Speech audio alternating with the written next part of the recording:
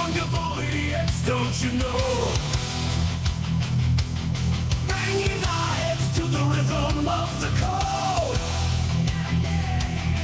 We don't care about dollars or the shiny blade. We're just holding to zero. It's our everything. Round tripping positions, that's how we roll. We won't make a dollar, won't sell a thing. We're the zero holders, our anthem we sing. Zero holders, our anthem we sing.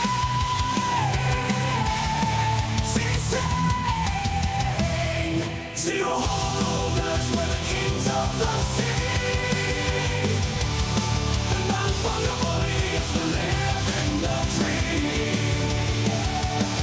We're all on the zero, it's our way to be. In the world of NFTs, we're wild and free.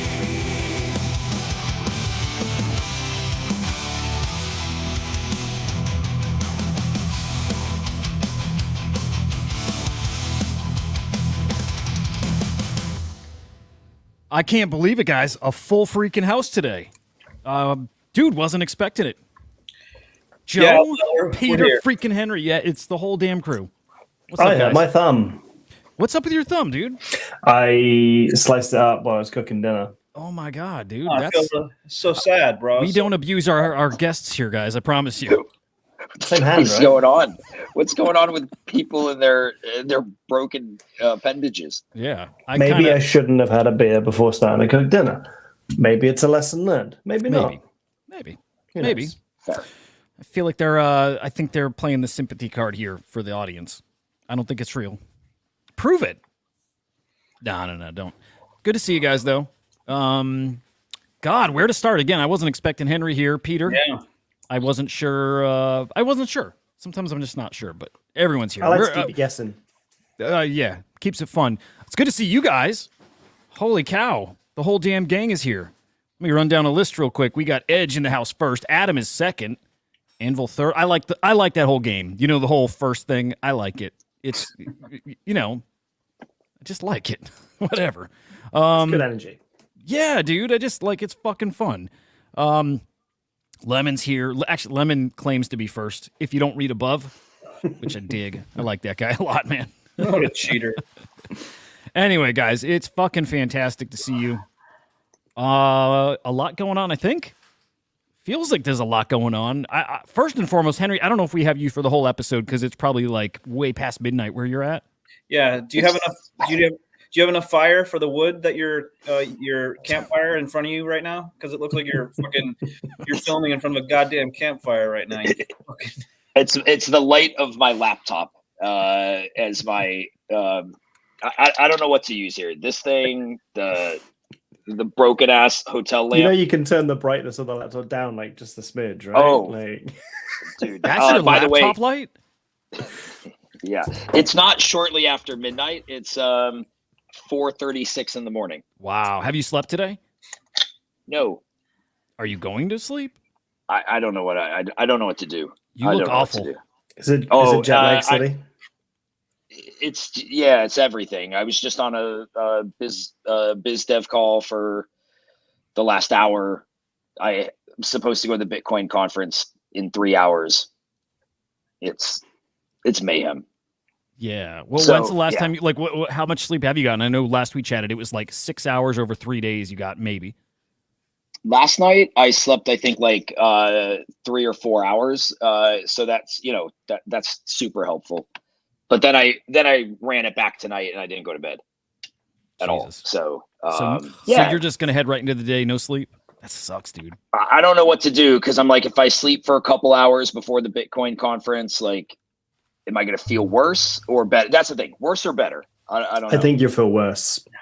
I kind of feel like that. I think you'll feel worse. What's like the rest of the schedule after the conference in the morning? Yeah. So, okay. Small story.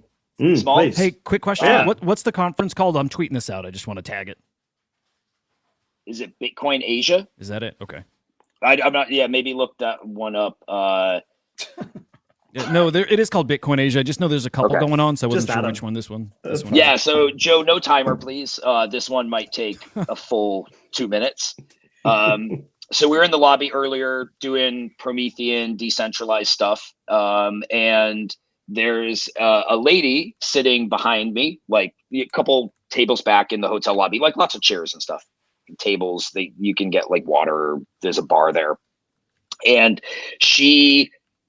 This woman is, I'm going to assume, around 65.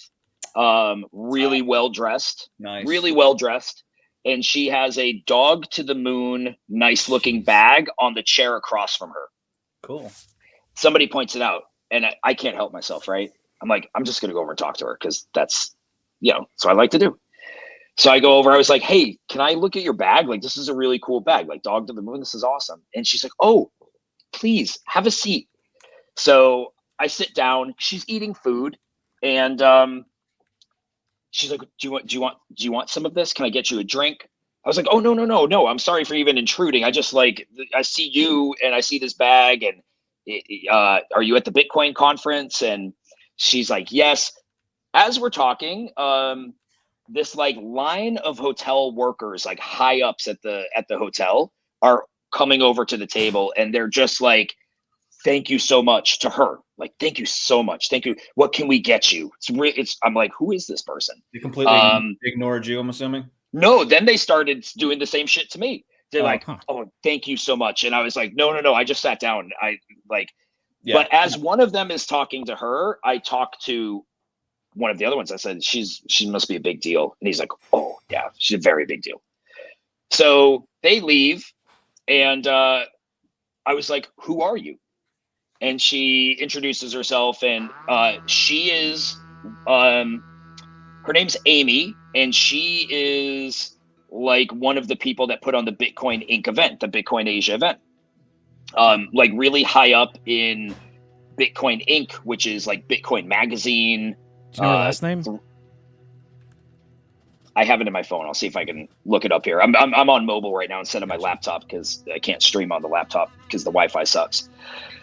So the nicest person in the world, right? The nicest, most proper person I've met. She asks me like what I'm doing there, and I'm like, oh, I'm here for the conference. And she's like, what do you do? I tell her about CyberConz. I talk about runes. She's like, hang on a second. She dials up her husband, and she's like, I want you to explain all of this to him. He's really wanting to understand runes and ordinals. And so her husband's on speakerphone. We're all talking. They're like insanely wealthy. I mean, like insanely wealthy. She comes from a really wealthy family. The last person I would ever expect to be sitting in the lobby who degenning into Bitcoin.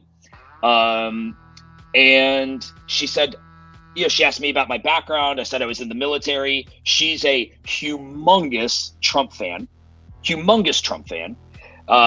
And cool. This story's getting a little bit long, bro. Let's move on.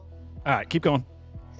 So she said that she was the first Muslim. She just moved from Iowa to Dubai. She said she was the first Muslim American woman to have some sort of status within the Emirates as something. I forgot what it was. And I said, honestly, like Trump's the pro crypto candidate. Like he's the only one who will support crypto. She said, I just want to tell you, thank you so much for saying that. Thank you so much for your service and for saying that, because you were the first person to say that to me the whole time that I've been here. And she's like, I just love him. And I said, you know what? Like, this is I don't what want the him story is. Look at This Joe's is a face. fucking story. This is a fucking story. Mute him. Until you're mute done, him. it's not changing. I said, I don't want him marrying my daughters. I said, but I do like the idea of a pro crypto president. So we're talking for a while. I mean, we end up talking for an hour. She says, I want you to come. Do not buy a ticket. I want you to come with me tomorrow as my guest, because I'm going to introduce you to everybody there. The CEO of Bitcoin Magazine, all these things.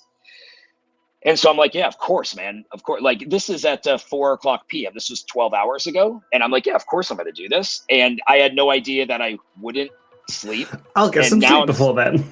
now I'm sitting here going like, fuck, I got to meet this lady at 3 hours to be like her guest there. And I don't want to ghost her. And I want to go rep Kongz. You look oily as fuck and your eyes. I keep giving them chances, and that's a mistake. Sorry, it won't happen But again. But I'm tired, and I feel like I can't miss it. You know, it was just so random to meet this lady, who's like the last person you would think is a Bitcoin degen. Oh, interesting enough, when I was talking with her husband, I said, I was like, so are you into ordinals? Are you into runes? He's like, I'm trying to understand them better. He said, just know at the conference, it's going to be, his words, maximalists. And I said, yeah, no, I understand there's Bitcoin maxis who like, they don't like ordinals. I was like, but like, am I going into the lion's den? And he's like, no. There are people that are Bitcoin maximalists that like ordinals and they like runes, and there's those that don't, but you'll do just fine.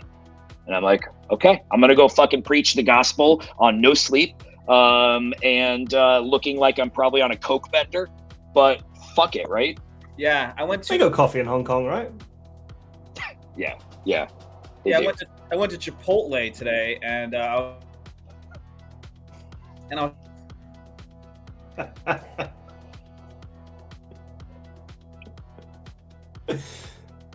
Is everyone muted now? I think Hoot is muted.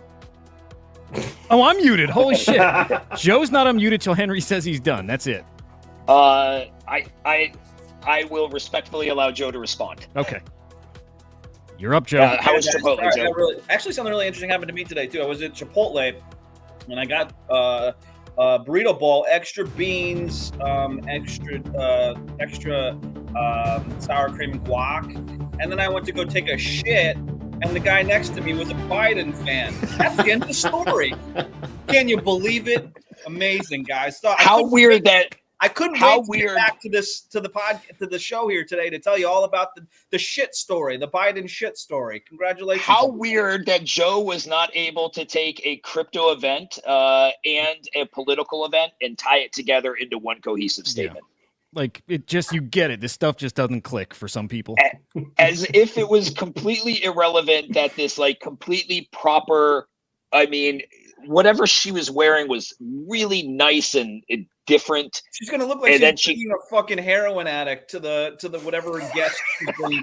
You haven't slept in 3 days. You're sweaty as fuck. You're disgusting looking, and you're gonna be standing next to this prominent woman. Runes rule. You fucking This slimy little crypto Dude. gremlin that was like hovering around the hotel bar the other day. Dude, just representing the degens so fucking perfectly, dude. Amazing job. Be What like, a I was all night, cyberconks, ma'am. I was up all night splitting runes, guys.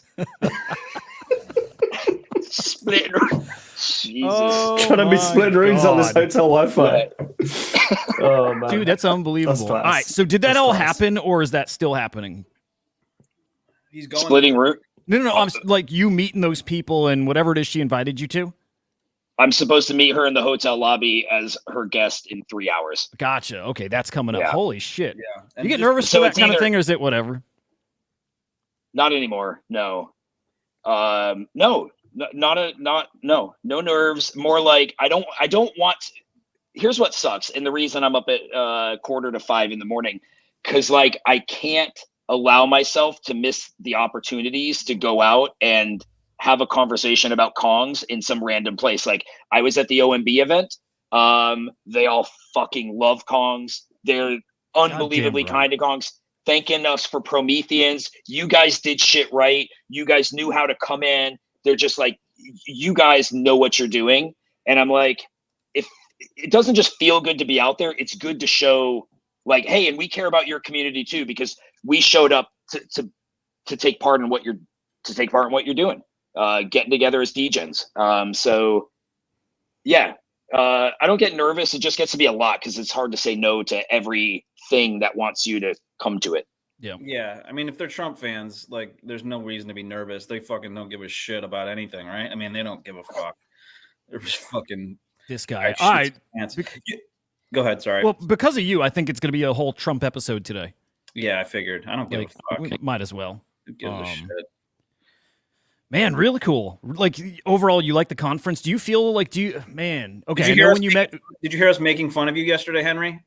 Before you got on about the what is it, the doctrine? He wasn't on yesterday. Oh yeah, we were fucking The ripping. Manifesto. Yeah. Manifesto, dude. Yeah. The Manifesto Part 2, because I think Part 1 is still on the website. Yeah. No, this is the decentralized manifesto. What were you making fun of? That it was way too serious and kind of fucking stupid.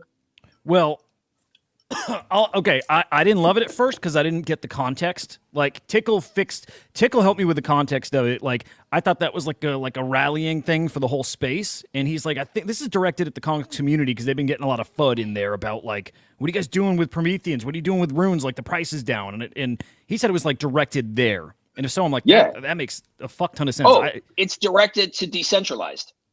It's directed to. Yeah, hold on. What decentralized? Let me set this up with some context, Henry. So before the show. Okay. Anyways, no. Go ahead, Joe. He's still muted. Joe, you can unmute. Before the show started yesterday, Huda's like, "Did you see the fucking manifesto?" And I was like, "No." And he's like, "Fucking, it is stupid. We need to talk about this on the show." I'm like, all aboard. I'm like, "Let me look at it. Yeah, it's fucking stupid. Let's go." We get on the show. First thing he says is like, "So there's some good things about this thing," and da-da-da-da. And I'm like, "You fucking bitch." And so I just start going heavy hard into hating on it. He literally didn't say anything negative the entire time, and then started to be positive about it because he now has the context of what is going on with it now. Oh, it's not Joe, calm the fuck down and eat some almonds, bro.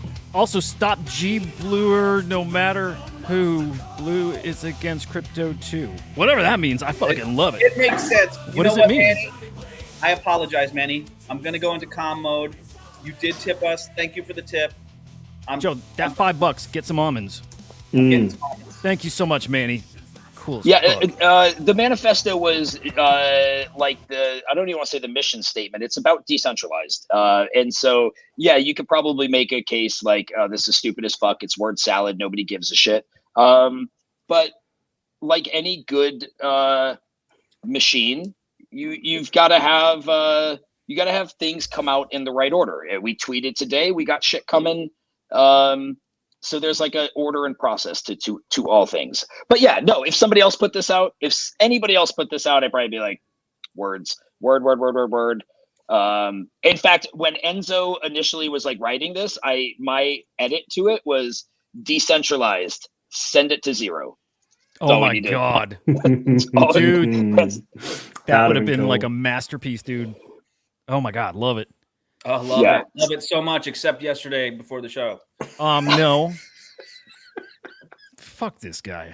Fucking bitch. I love you, Joe. Joe's on one, man. Joe's on one. Yeah, dude. Yeah, I think we needed that. It's awesome. What the fuck is this?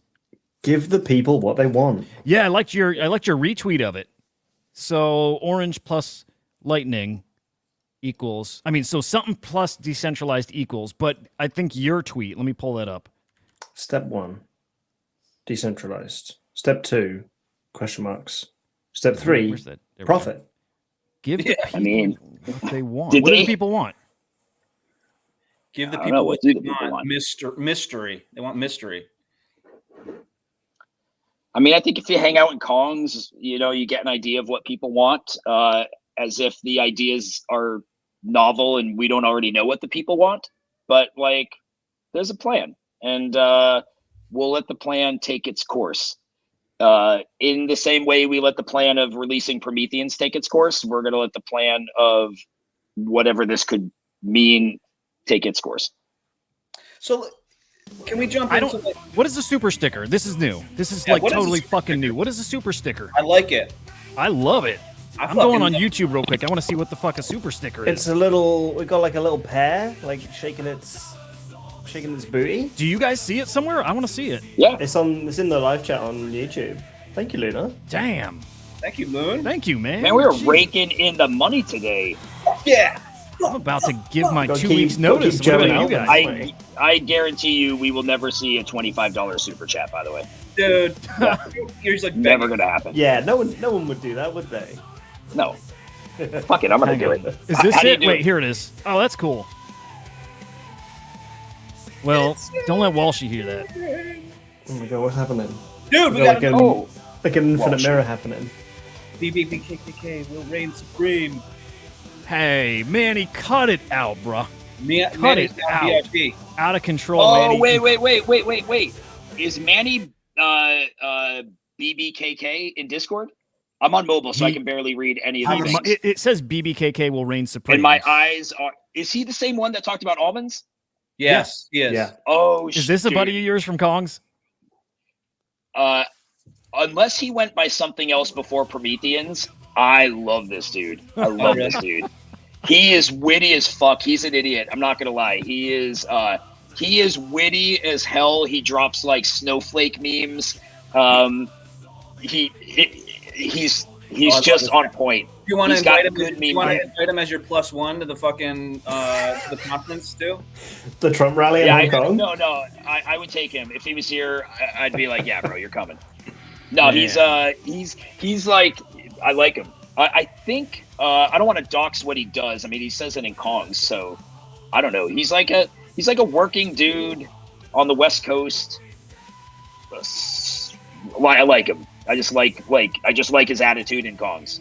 Fucks Cool. with futters, trolls a little bit. Nice. We like Hell him yeah. too. I like him. He fits right in here, man. Sure as shit. Yeah, We yeah. have a weird community, don't we? Like, we have a very weird little family growing here, and I love it. Oh, it's great to see him. I didn't know he listened to this. Yeah, dude, so yeah. freaking cool. You guys are awesome. And Manny Bullish. yeah, and Manny, thank you very much. And Luna, same to you, man. Thank you guys. Okay, Henry, for real, how long do we have you? We got to keep him awake. Oh yeah, if you're not sleeping at all, I mean, We gotta we'll keep keep, 'em up. you awake. Like shit. Okay, no, serious question. Like, serious question. Am I going to be worse off if I go to sleep for 2 hours? Is I think all I could do.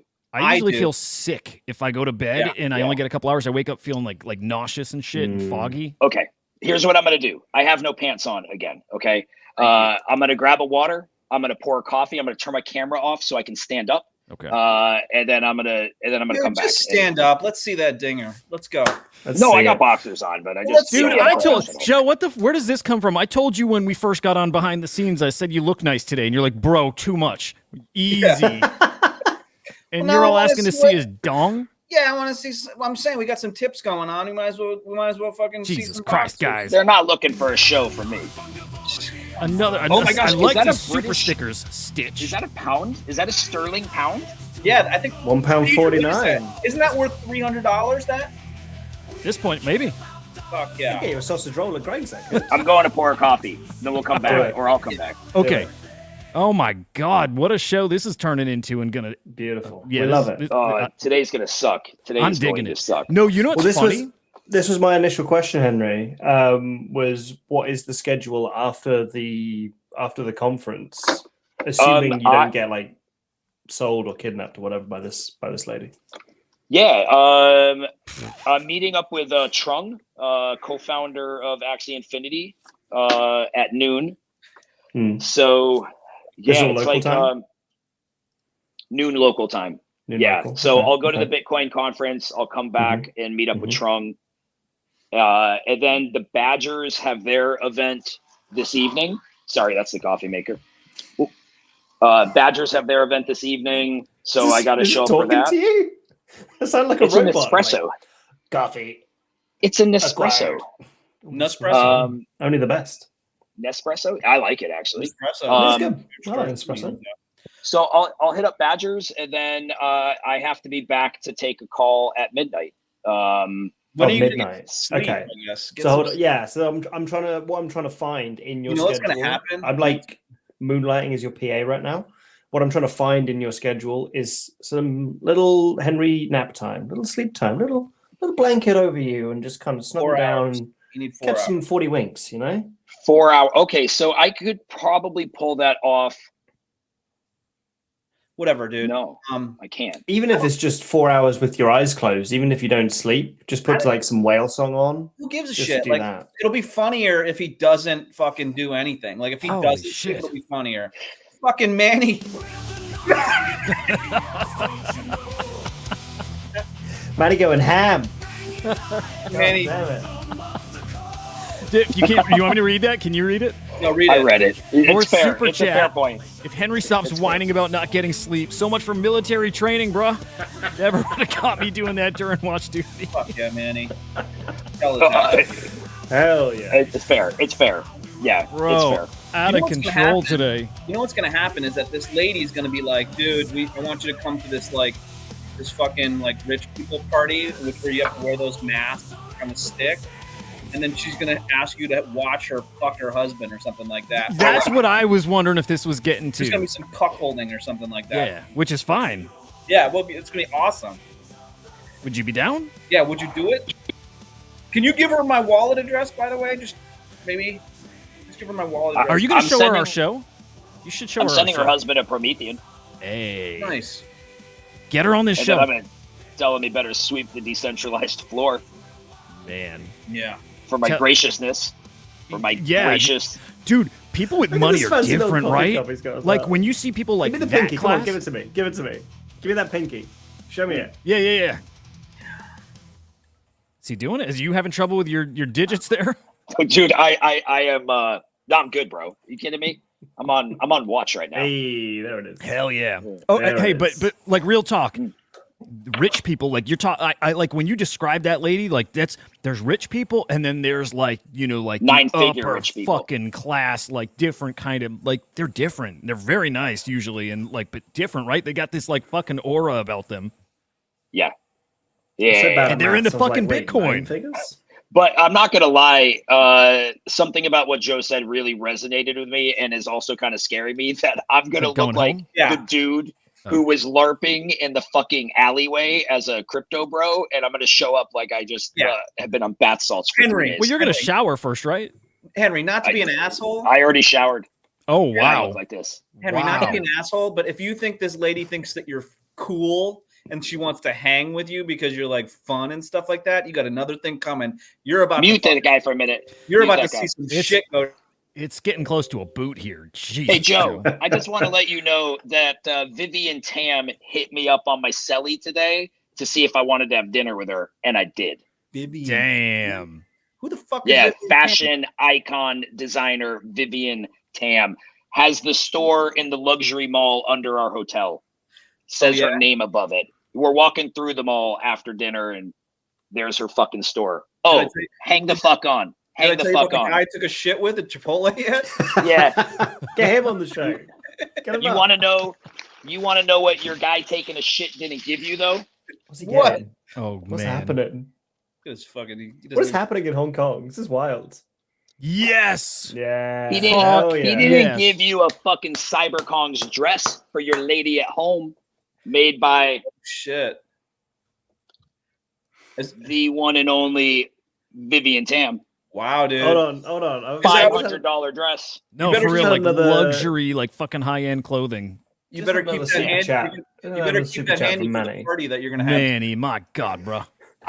Wait, I'm wearing that shit to the Bitcoin. That's what I I'm don't saying. understand.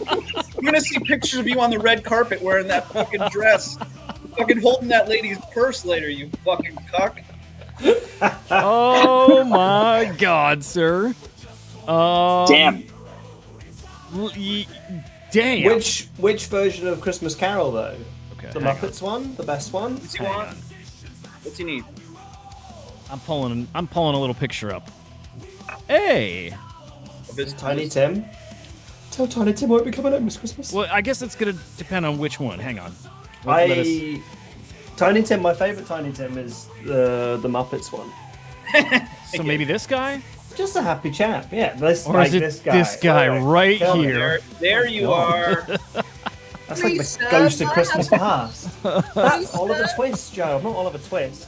Go back up to Kermit, my boy Kermit. Hey Peter, here, take this $5 and buy yourself the biggest fucking turkey you got at the store, dude. Merry Christmas. Dude, what is going on today?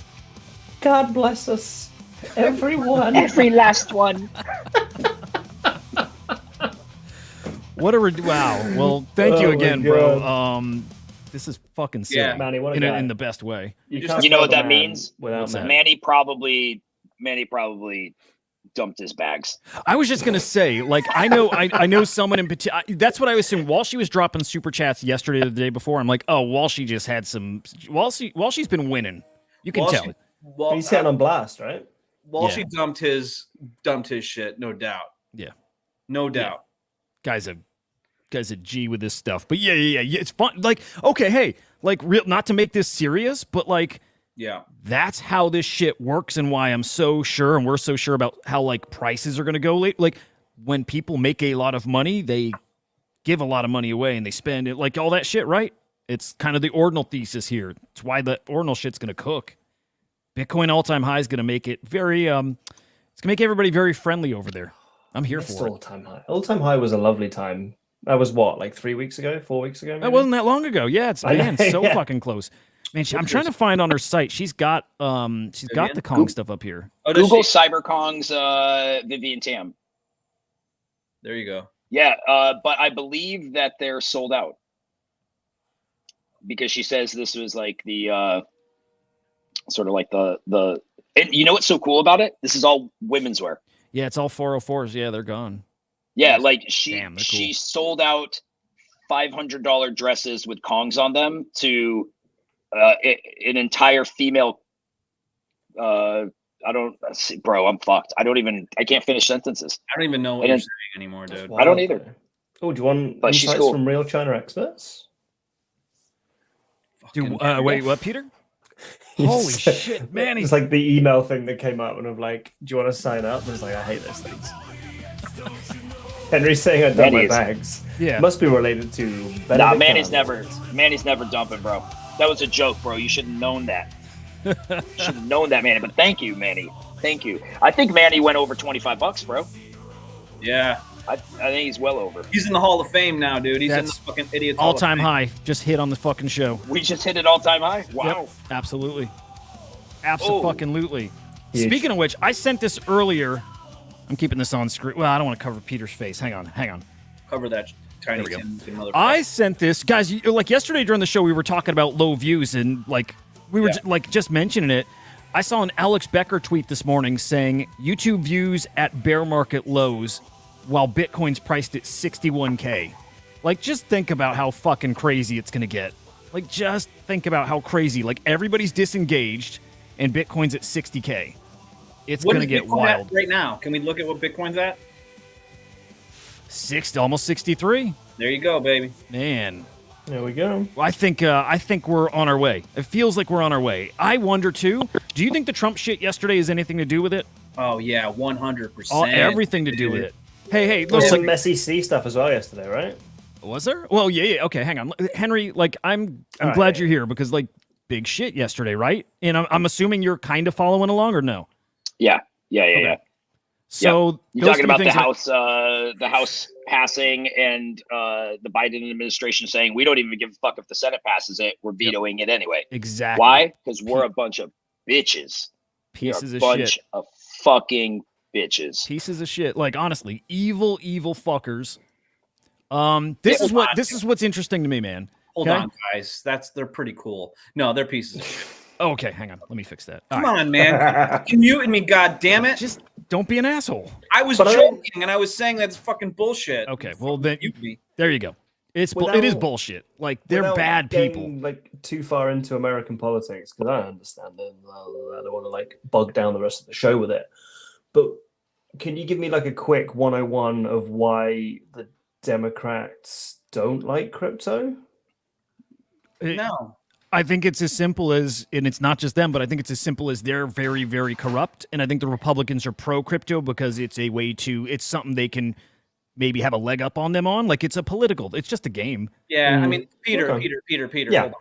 I mean, if we're being honest, Trump has said disparaging things about crypto plenty in the past. And there's an argument to be made that politicians, not Trump, not Biden, but like politicians will say whatever is positive for the subject while they're in the room with the people talking about it. Like, he's not going to go into a union hall and be like, unions suck dick. You know what I mean? That's not going to happen. But I will say that fucking the Biden administration's stances on crypto, why does he give a shit? Like, please stop fucking sticking your nose into areas that you don't know about, and then fucking being a dick about it. Like, it's not fucking cool. So stop doing it. You know what I mean? Like, they're corrupt. They are. It's that they are trying to preserve a certain people's wealth and a certain people's way of life. And I think at the same time, they know when crypto takes hold, the way we know it's going to eventually, everything changes. Everything. And I mean every fucking thing, not just Do money. you feel but with power. that with the corruption angle, alleged corruption angle? I don't want to get libeled or anything here. Do you think that, you know, the fact that everything is then traceable on the blockchain is bad news for corrupt people? Because it's like, hold on, Henry, you've talked the entire fucking show already. we're trying to keep him awake though. Stay engaged, Henry. That's Talk true. to me. No, I honestly, Peter, I mean, like, the US dollar is kind of like the staple of not just the US, but like the global economy. So like, honestly, like, all the politicians, all the business people are probably going to have a similar thought on crypto, Bitcoin, and us common folk kind of like having a way out of this craziness. So I honestly think that it's more political posturing on both sides, rather than anything else. But yeah, Henry, I dig it. That's cool. I mean, all I wanted. I was trying to raise my hand to not interrupt you, and I then, appreciate that. like a terrible father, you yell at me anyway. Tell me anytime you want Joe muted today. Like, that's just how today's going to work. All I was going to say is, isn't there an element of FTX happened under the watch of Gary Gensler?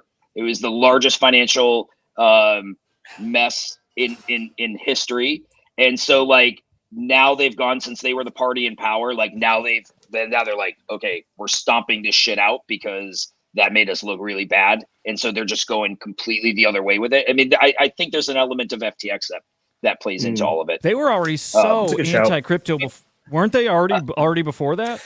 Yeah, but it's then the sort of thing, like something that bad happens that mainstream, that it's then like, right, we need to fix this, and rather than fix it, it's ban it.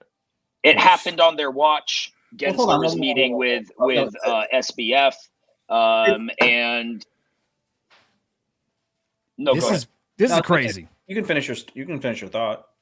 No, I just think that that's a side to it. Like, I wouldn't be surprised that if something like that happened on a Republican watch, that Republicans could take a similar stance and not be all about like, oh, we love decentralized communities and protocols.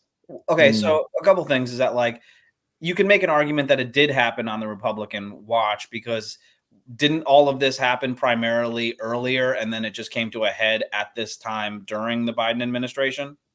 I guess so, but it's like the bit where it actually you happened. Set up the business, you run the business under that. Like, I don't like playing this game of like, oh, you know what I mean? Like, to be honest with you, I don't give a shit. I don't like politics. I don't like all of this stuff. So like, I don't really give a fuck. And I think that like saying it's under the like it happened under Biden administration or Gary Gensler, I can agree that Gary Gensler's a piece of shit, and governments are not going to be good for crypto because they're afraid of what that does.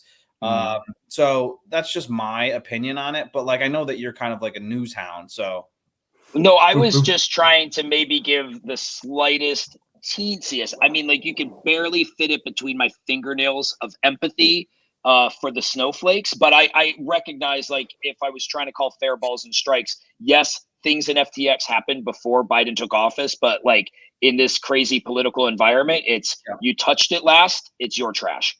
So it's Are you saying that I'm a snowflake? Or no. I'm saying because you're the one that like you've got a dress on right now from Vivian Tam, so I don't know. Soon, not yet, but soon. By the way, I had breakfast yesterday with a. There was a guy at the table. He has a rune, and long story short, he was talking about America. I didn't really like his comments. I said something to him about it because he said that the paraphrasing, that the problem in America is that the the population is generally uneducated, and so they don't know the issues, and that it's the that it's basically the educated people that understand things. And I said, oh well, I dropped out when I was 16, bro. So I don't like agree that you have to have a college education to be able to have an opinion on a topic. I think on both sides, people could do a better job educating themselves. But this idea that like you go to a university and now you're qualified to have an opinion on geopolitical events when maybe you were studying liberal fucking arts is, and he's like a 25-year-old Asshole. Canadian. Oh, Canadian. Yeah. Canadian. I was going to say Is that European. Yeah. He came from your originally hailed from your neck of the woods, I would assume, right? What do you guys think of the Canadians? I love the fucking Canadians. Canada. What do the Brits think of them, though? Like, they're part of the. Yeah, Commonwealth. They're Commonwealth. You know, they're part of us. Henry. That sort of gang. I got to tell you, like this, just because I don't want to forget, dude. We had a really interesting episode yesterday. Like, this is so like out of left field. Joe and I, and you guys, we would like you to get in on this too, but we are all going to sign up for AI girlfriends. No, I talked to my wife about this. Did she say no? She said she doesn't know how she thinks about it, but was leaning towards no. What if she's involved too? It's you and her with. Well, I know. Okay, so Huda, here's why she said. Like, okay, so I think she said. Also, no. wait. Let me also say this started as a conversation about like robots, sex robots, and Joe saying if he got one, he would have it look like his parents. This is so wagme. So weird. This is so wagme. It's unfucking believable. It was so weird, dude. Anyway, yeah, thanks. Huda. But Joe probably just misspoke, like, and you misunderstood him. He didn't want it to look like his mom. Thank you. Maybe. So we still got to review the footage. Huda's already said like fucking 4 stupid things within one sentence. I don't know how that's possible, but okay, so I was about to fucking answer one of your things seriously, and I don't even know if I should. My wife is like 8.5 months pregnant, so she was like, maybe I'm a little bit like whatever. So she's feeling a little bit like she doesn't want me cheating with an AI girlfriend. I know, fucking lame, but whatever. So we might have to not lame. We might have to Not revisit that. We'll revisit it. I got to figure out what it means. The other thing was we were talking about AI robot chicks, and I was like, oh, I was like, as a butler, who would you want to have as what would you pick as your like a butler robot? And I guess the transition was not well executed because Huda starts saying stuff about like someone in a wheelchair, and then I said I'd want someone with a melted face and a rock hard on all day. And then I was like, you know what? But if I'm being honest, I'd probably want someone that it looks like my parents or my mom and my dad. And then not only Huda, so it must have been me, but like the people watching were all like, oh, what a fucking asshole, what a fucking weirdo. And I was like, what, dude? I said butler, you know what I mean? So yeah, so they thought that I wanted to have sex with a robot that looked like my family members, which that says more about you fucking sick bastards. I understand, Again, Joe. I will not even ask my wife if it's okay for me to have a AI girlfriend. It's just a conversation. You already know it's not okay. It's like I already know that would be like I might not be allowed back on the show. Could you? Yeah. That's so weird to me. Could you like? Could you have sex with a 65-year-old Bitcoin rich lady in Hong Kong? Is that cool? Because that's what's about to happen. Yeah. We're T-minus 3 hours on that. Yeah, while wearing a cyberpunk dress. Sipping a fucking espresso. With 0 hours of sleep. I don't know what to do, Joe. I don't know what to do. Henry, what's your wife's name? What's your wife's name? Nikki. You're like, Nikki, all of this did happen, but I did not sleep for 3 days, so I hope it's okay. And I was wearing a cyberpunk dress. I thought it was a fever dream. There might be there might be the play where I could just text her and say I'm not feeling well, which she'll know is a cop out. Yeah. But I'm telling you, if I show up like this, it might not look like Joe's in my head right now. Yeah, Joe's in my head. Be fine, bro. Henry's so delusional. Henry's so delusional right now that he thinks that me having sex with a robot that looks like my parents isn't a big deal. Like he thinks that's a damn good point. He's like, dude, you know what? That's fine. I get it, Joe. That's dude, fine. any other time you would have been all over him about that. Honestly, I bet. But I think they're used to people coming over like that are jet lagged and like the conference. You know what I mean? Like I don't think it's crazy to them that you're probably a little tired. Like I don't look like I'm on bath salts. No, A little bit. You just look sleepy. actually, you look That's fine now. Like I don't like, know if your that's lighting actually changed. true. You look way rougher at the beginning. I've had an espresso. There Must we go. An espresso. Yeah. Can we get I've an had an espresso. sponsorship? It did the from trick. Nespresso? Oh, and it's going to feel really good outside today with the smog level being high, the humidity being high, and it's going to feel nice and sticky. You can just it's blame gonna it on be the lovely. smog. Oh, Like I God. looked great when I left, but you know that Yeah. smog, and it's like, oh, obviously, I need hair of and makeup. course. I need hair and makeup. Yeah, Alright. I take a shower, dude. Can I Bro, steer us back to the Trump waters real quick? Take a No, look. come on. Like, it's an important question, and like, it's something Henry and I talked about last year, maybe even the year before. Are we at the point where crypto is an issue that can win you or lose you the election? Are we there now? Because I don't know if this is true. I saw 20% of people in the United States own crypto. I've seen 40%. Mario Nafal's reporting says 15, almost 16%. But like, that's 20-something, 26, 28 million people, right? Biden won by 8 million last election. Is that enough? Do you think just his Trump's crypto stance could win him the election? Yes. Wow. And you know that I didn't used to think that. I used to. Yeah. Yeah, we talked about it, and you're like, we're not there yet. We're Yeah. we're not that deep into it yet, and here we are. I think it is that big. It depends Yeah. what that 15% means by own crypto, though, as well, though, right? Like whether that's their own wallets or whether that's stuff like Coinbase or whether that's True. even through ETFs or whatever. So I don't know. I mean, the source just saying world of statistics. I don't know, but like, yeah.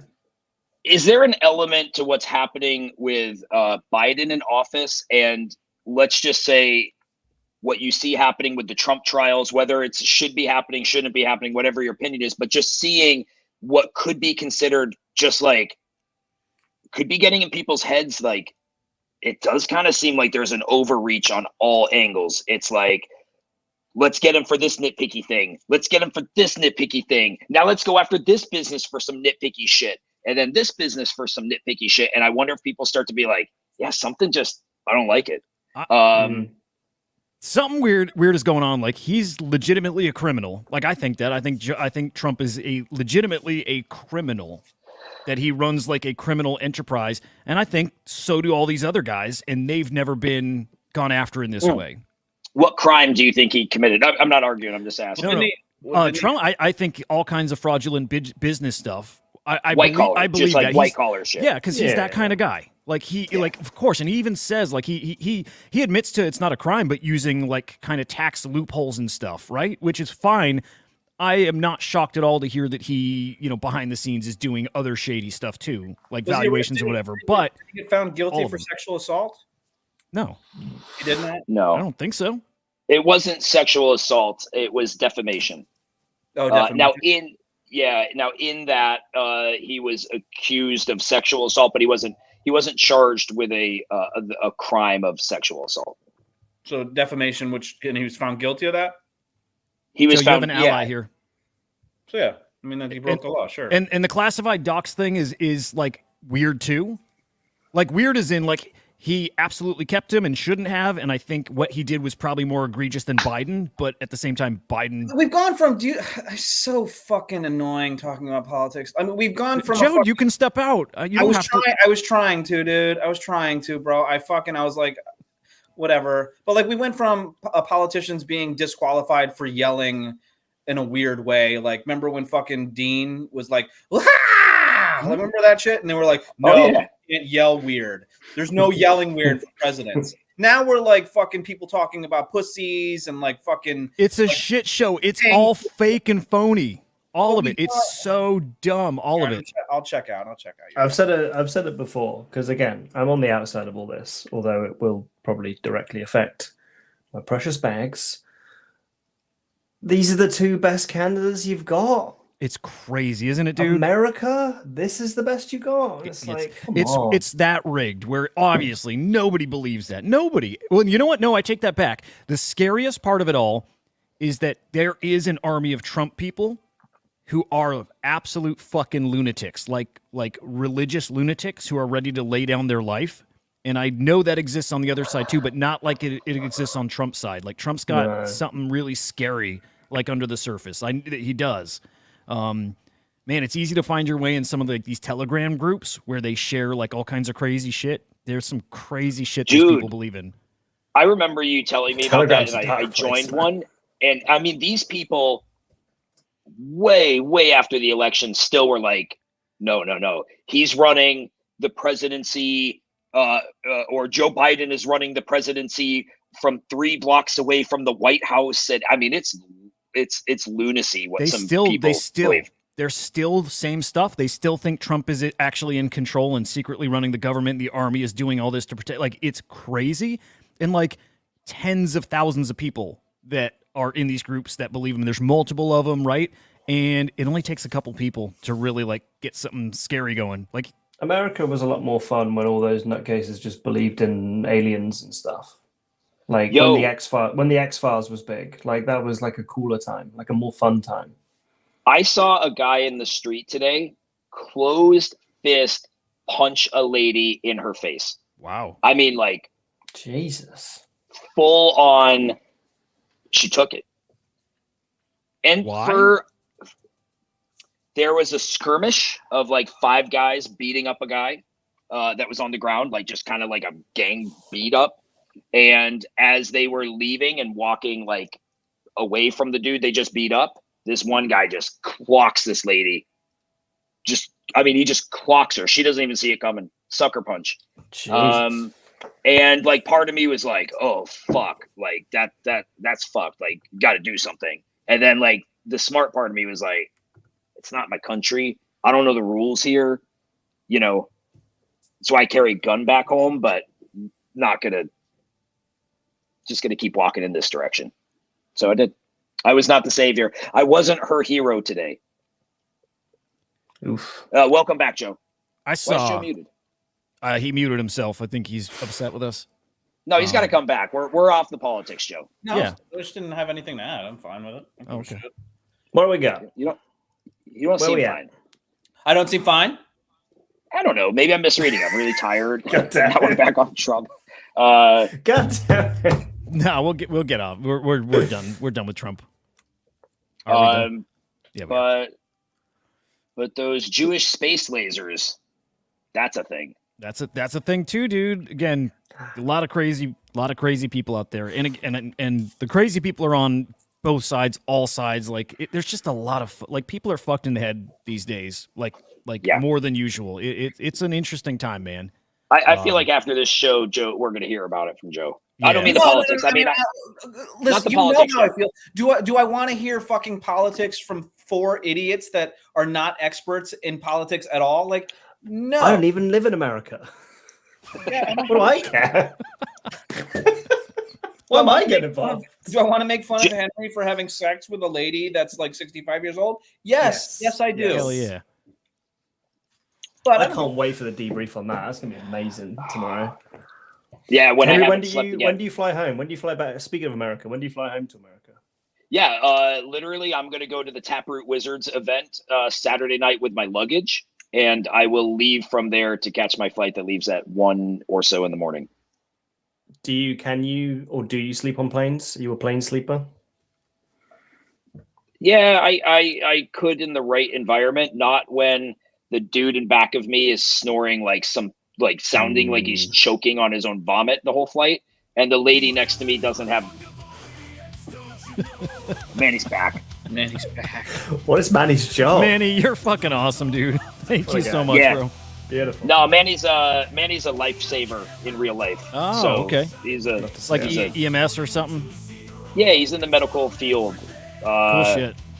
helping people. He's Manny, a helper. You're a The good best. dude. Thank you, Manny. Have a great day at work, bro. Night shift, it looks like. I don't even know what time it is there. Yeah. Oh, yeah. Anyway, the lady next to me on the flight was watching her tablet with the volume all the way up without Bluetooth headphones. Jesus. I fucking hate Christ. that, dude. No, absolutely. Who not. does that? Everyone Stuart, does. I'm smashing that bell. Is Like, that okay right. to do? No. To be like, can you please tell that? No, I mean, to Oh, call yeah, the no, steward and say, 100%. On a can you tell flight. them to put some headphones on? And that's what, to Hong Kong, that's what, like a bajillion hours from New York or whatever? Like From New York 14? City, it was 16. Yeah. Like straight away, I'm buzzing. I'm like, I'm maybe speaking to them first, be like, sorry, did you realize that your headphones aren't connected? And they'll be like, oh my God, I'm so sorry. She's like, what headphones? You And see it's like, headphones? I don't have any headphones. I'm like, right, that's it. You're done. No If way. Peter's going to do that, then that means it's on the table. Like, it's okay. Just don't die, dude. It sounds like you're in a dangerous world that you live in with people getting punched in the face and ladies with, you know what I mean? And you're going to like start fucking accosting people. You're going to get in trouble, bro. I think with this dress on, there's a greater chance I'll get my ass beat. So maybe I won't wear it. Yeah, it's true. They're not that progressive out in Hong Kong. You know, it's not like a cool thing. I haven't seen much of that kind of progressiveness here. Hey, maybe you can start a movement. You can be the one. We're gonna have to keep the show going for 2 more hours, guys. Otherwise, I'm gonna fall asleep. Yeah. Shit. I'm after the show. I'm gonna go in the lobby and just people watch. Do they Nice. got a like a sauna in the hotel or They do. anything like that? It's not gonna help. Yeah, but if I pass out in the sauna, I feel like it's Oh, just you'll gonna die. make it worse. No, you'll be dead. Yeah, You they do literally that. won't wake up. They do the sauna. Damn. Don't involve water in any way. You don't do drugs, do you? No. It's a shame. This No, I is the don't. perfect time for him, to be honest. Some Hong Kong uppers. You want to do a little I don't- bullish bearish, but like a long version? Yeah. Yeah, Let Joe Okay, lead it so- off, though. I feel like Joe's, bring it back in. I feel like Joe has been treated slightly rough today, a little bit unfair, mostly in jest, but I see a lot of comments about Joe in the Discord. Like, I missed the show the last 2 days, but people are still talking about Joe in the Kongz Discord. Yeah. Oh, are they? Yeah, bro, it's hilarious. Like, I pop in and they're talking about you in the Decentralized channel. Like, that Joe, I love Joe. And I'm like, what the fuck? People love they love Joe. I'll tell you this, though. I think the loves lack of sleep People is like love- affecting you because like Joe has not gotten it very hard today. Joe's been Oh, like okay, especially like evil today. Thank I you. might be sensitive. I might be really sensitive right now and emotional. not Guys, having- what do you think? Like just people watching, has Joe been like next level evil today or did we give it to him hard? Yeah, Huda. Henry's so delirious. He thinks that me ripping his ass open is me taking it hard. Yeah. Getting it hard. Like I'm really confused. I'm like, did I misunderstand the whole show? Wait, what happened? Nothing, dude. Just go put on that dress and have another coffee. You'll be fine. Okay. Some of Okay, today's we bullish weren't hard on bearish, Joe. there's All right. so Fuck some of the Joe. bullish bearish, there's nothing actually to like weigh in on. It's just weird shit. Yeah, So just a heads up there. trippy nice. Not the first one though. Hang on. The first one. Oh, is Trippy here? Give the people what they Hell yeah. want. Oh, what's up, Oh, Trippy? okay. Lemon said we're bullying Joe. Okay. Thanks, you lemon. No, I think I would disagree. The evil Joe, not so evil. What the fuck? Lemon Joe's is been bad. Lemon's pro bullying Joe. Oh, great question from Luna. Bullish or bearish Oh, on man. Kong music for bullish and bearish? Ooh, yeah. That's a great idea. Great and shout. Thank Thank you you. again, sir. That's a brilliant fucking idea. Luna's fucking kicking ass today too. Man, oh How many man. donations have we got today? Did you say kicking ass or ripping ass? So StreamYard's messing up and sometimes it doesn't show, so I'm gonna go on YouTube and look and see if it'll show us there. But it feels Oh my like God. 8. It's felt good though. It's felt so kind from everybody. Yeah. Like really, really crazy. So all this right, is let's see. insider trading type shit, isn't it? That fucking graph with Wolf game. You know what? Yeah. I think so. I'm so shocked. This is awkward. Hang Ooh, on. the infinity mirror's back. Yeah, I don't think I can check how many. Like YouTube is very glitchy sometimes with the super chat stuff. Let's just call it a cool Say £1,000. 8 or and 9. Go from there. Yeah. No, that works. Okay. But honestly, thank you guys. Let me do the Yeah, Kongz for music. real. Okay. So Beanie calling this out here. This was just like an hour or two ago, but yeah, Wolf game. Wolf starts pumping out of nowhere, and Beanie tweets, "Do insider traders realize that they're using an on-chain DEX?" And like Beanie is pretty. I think he like Beanie used to work with Wolf game, right? Yes, And yes, he he's- did. Or So he knows something. He Pixel ball sees this bottom, going on. right? Or something. And by the way, Beanie straddles the I'm working with Wolf game and I'm a advisor type situation quite a bit. So it's hard to say if he worked with them or what it was. But yeah, he was involved. Safe to say I love he Beanie. would be a guy who's got insider info, so he probably knows and is calling it out that he knows he sees other people trading it. Like pretty likely. Yeah.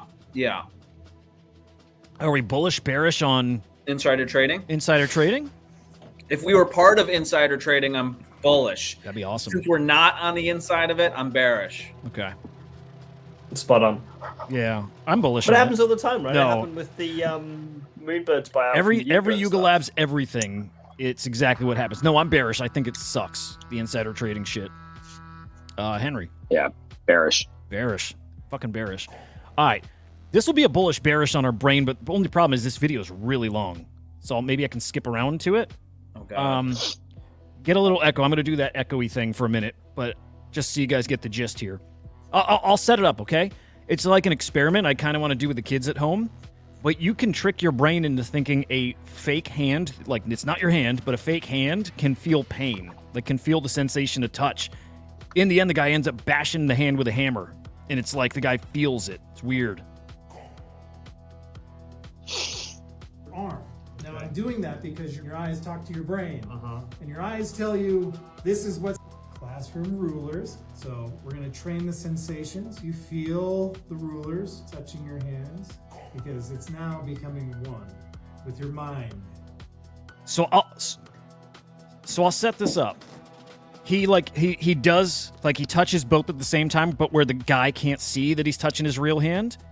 And then when he changes to not touching his real hand, you can't see it. He doesn't know when the guy stops. So right now he feels it, and he can see it happening on his fake hand.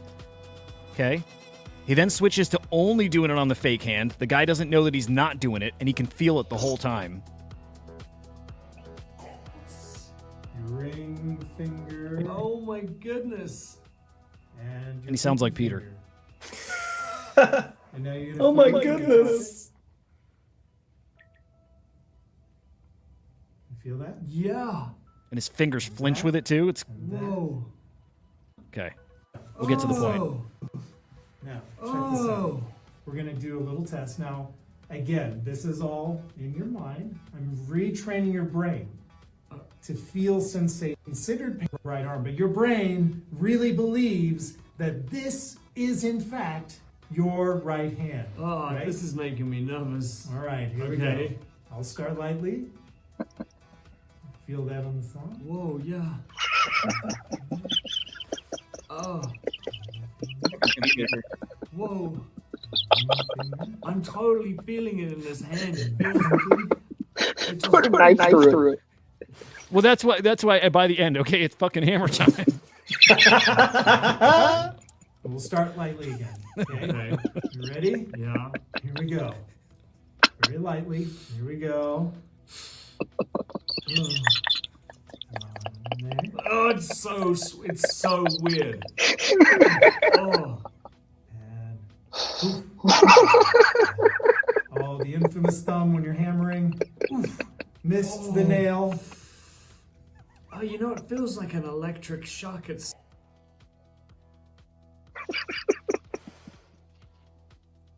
Hang on, I think I fucked it up. Oh. See if you can tell I've me got what it. it is. Yeah. Oh, fuck. Now again, I did not actually hurt you, did you? How fucking wild is that? So weird. Phantom pain. They use it for like amputees, like the mirror. It's been around for, I say it's been around for years. This is so people who lose their limbs who have phantom pains, like amputees, they use this so they can like use it used to be that they could use a mirror to mirror the appendage that they still had, where it would make them feel like they were actually moving something. So they could like squeeze this hand so they could feel like they were squeezing this hand. So it's, your brain's fucked. That's Yeah. trippy. I don't know if so that's interesting that you said that, Henry. So it must be an actual thing, but like the video itself kind of looks a little bit sketchy to me. Like the doctor wearing the doctor gear seems very fucking planted. The guy looks like Peter in Hong Kong after like 3 days of no sleep with his hood up and sweaty as fuck. Like it just seems weird. It just doesn't seem legit to me for whatever reason. But I also feel like you can't, like, how is his brain still getting tricked when the guy keeps being at pains to say, like, oh, this is not your real hand? right. Yeah. Like, I want to try it. It's like I literally want to for try sure, the for experiment. sure. So, hey, if we ever do a live show together, we should do this at the live show. Sounds I think good. that'd be fucking perfect. But I know it works the other way. Like if I stub my toe, if I hurt anything, I try in my brain to be like, you can't feel it, and like pain goes away. Like you're like our brains are wild. Okay, so like we talk often about our dad, me and Henry, and he's like perpetually sick, and we talk about how much of it is in his head. And I know, like, dude, I know when you convince yourself you're sick, you feel fucking sick. It's a real thing. So like I believe that. What the fuck is this on the screen? Oh, I was like, is this the next bullish bear? No, I didn't know what that was. I got sucked in. I was watching that. I was like, what's happening here? What the fuck? What does that say? Kongz held? COVID shield. COVID shield. Oh.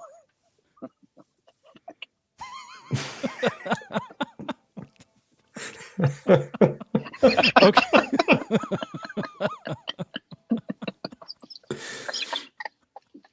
I guess they're saying that it didn't help. I love Delirious Henry. He's fucking out of it, dude. Shit's funny, but not that funny. It's yeah.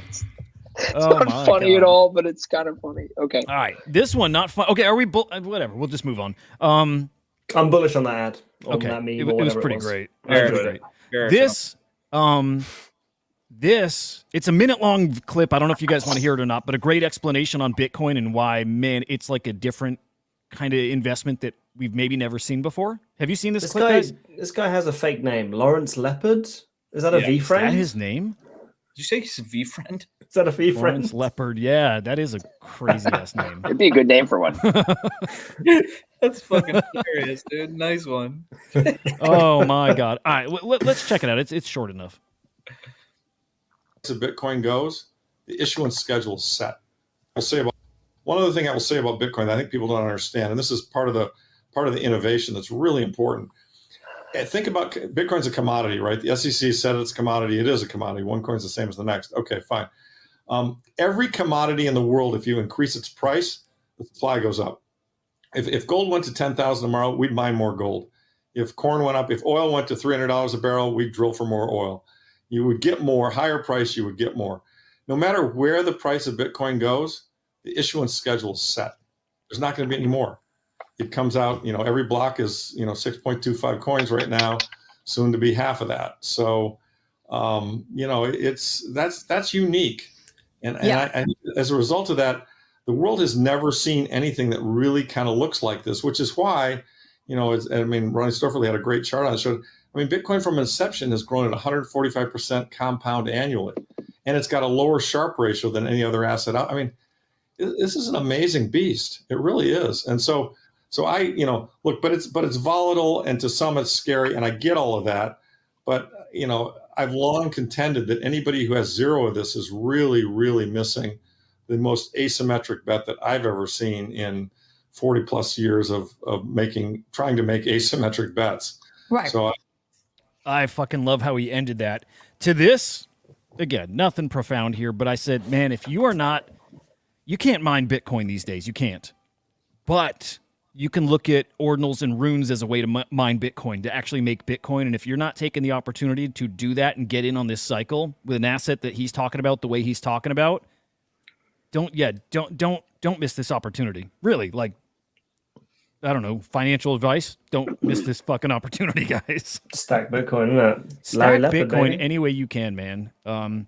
Yeah, and that's a really good point, Dad. It's risky to not own Bitcoin. Agreed. Stuff is going to get really, really fucking weird and scary, and I agree. Bitcoin is your way out of that. Man, it's crazy we've turned into Bitcoin maxis. But Yeah. There's something really weird about the way this guy decorates, though. Is that like a toaster behind him to the right, or is that it like a an air Hogwarts fryer? cushion? It looks like a Harry Potter cushion. Is it Harry Potter? Well, it's a printer. It's not a toaster. It looks like he's. It looks honestly. It looked like I was going to make a joke that he was in Henry's hotel room. That's kind of what it looks like. He's in the lobby downstairs. Henry's over this way, on the screen for him. Yeah, I like what he said. His surroundings don't make me feel like I should trust him. He looks like he's done all right for himself. Yeah, he's a trustworthy. He's a Huda thinks it's a printer. I think it's an air fryer. Peter sees a Hogwarts pillow.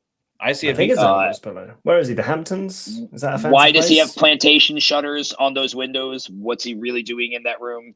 I think we know. It's all good points.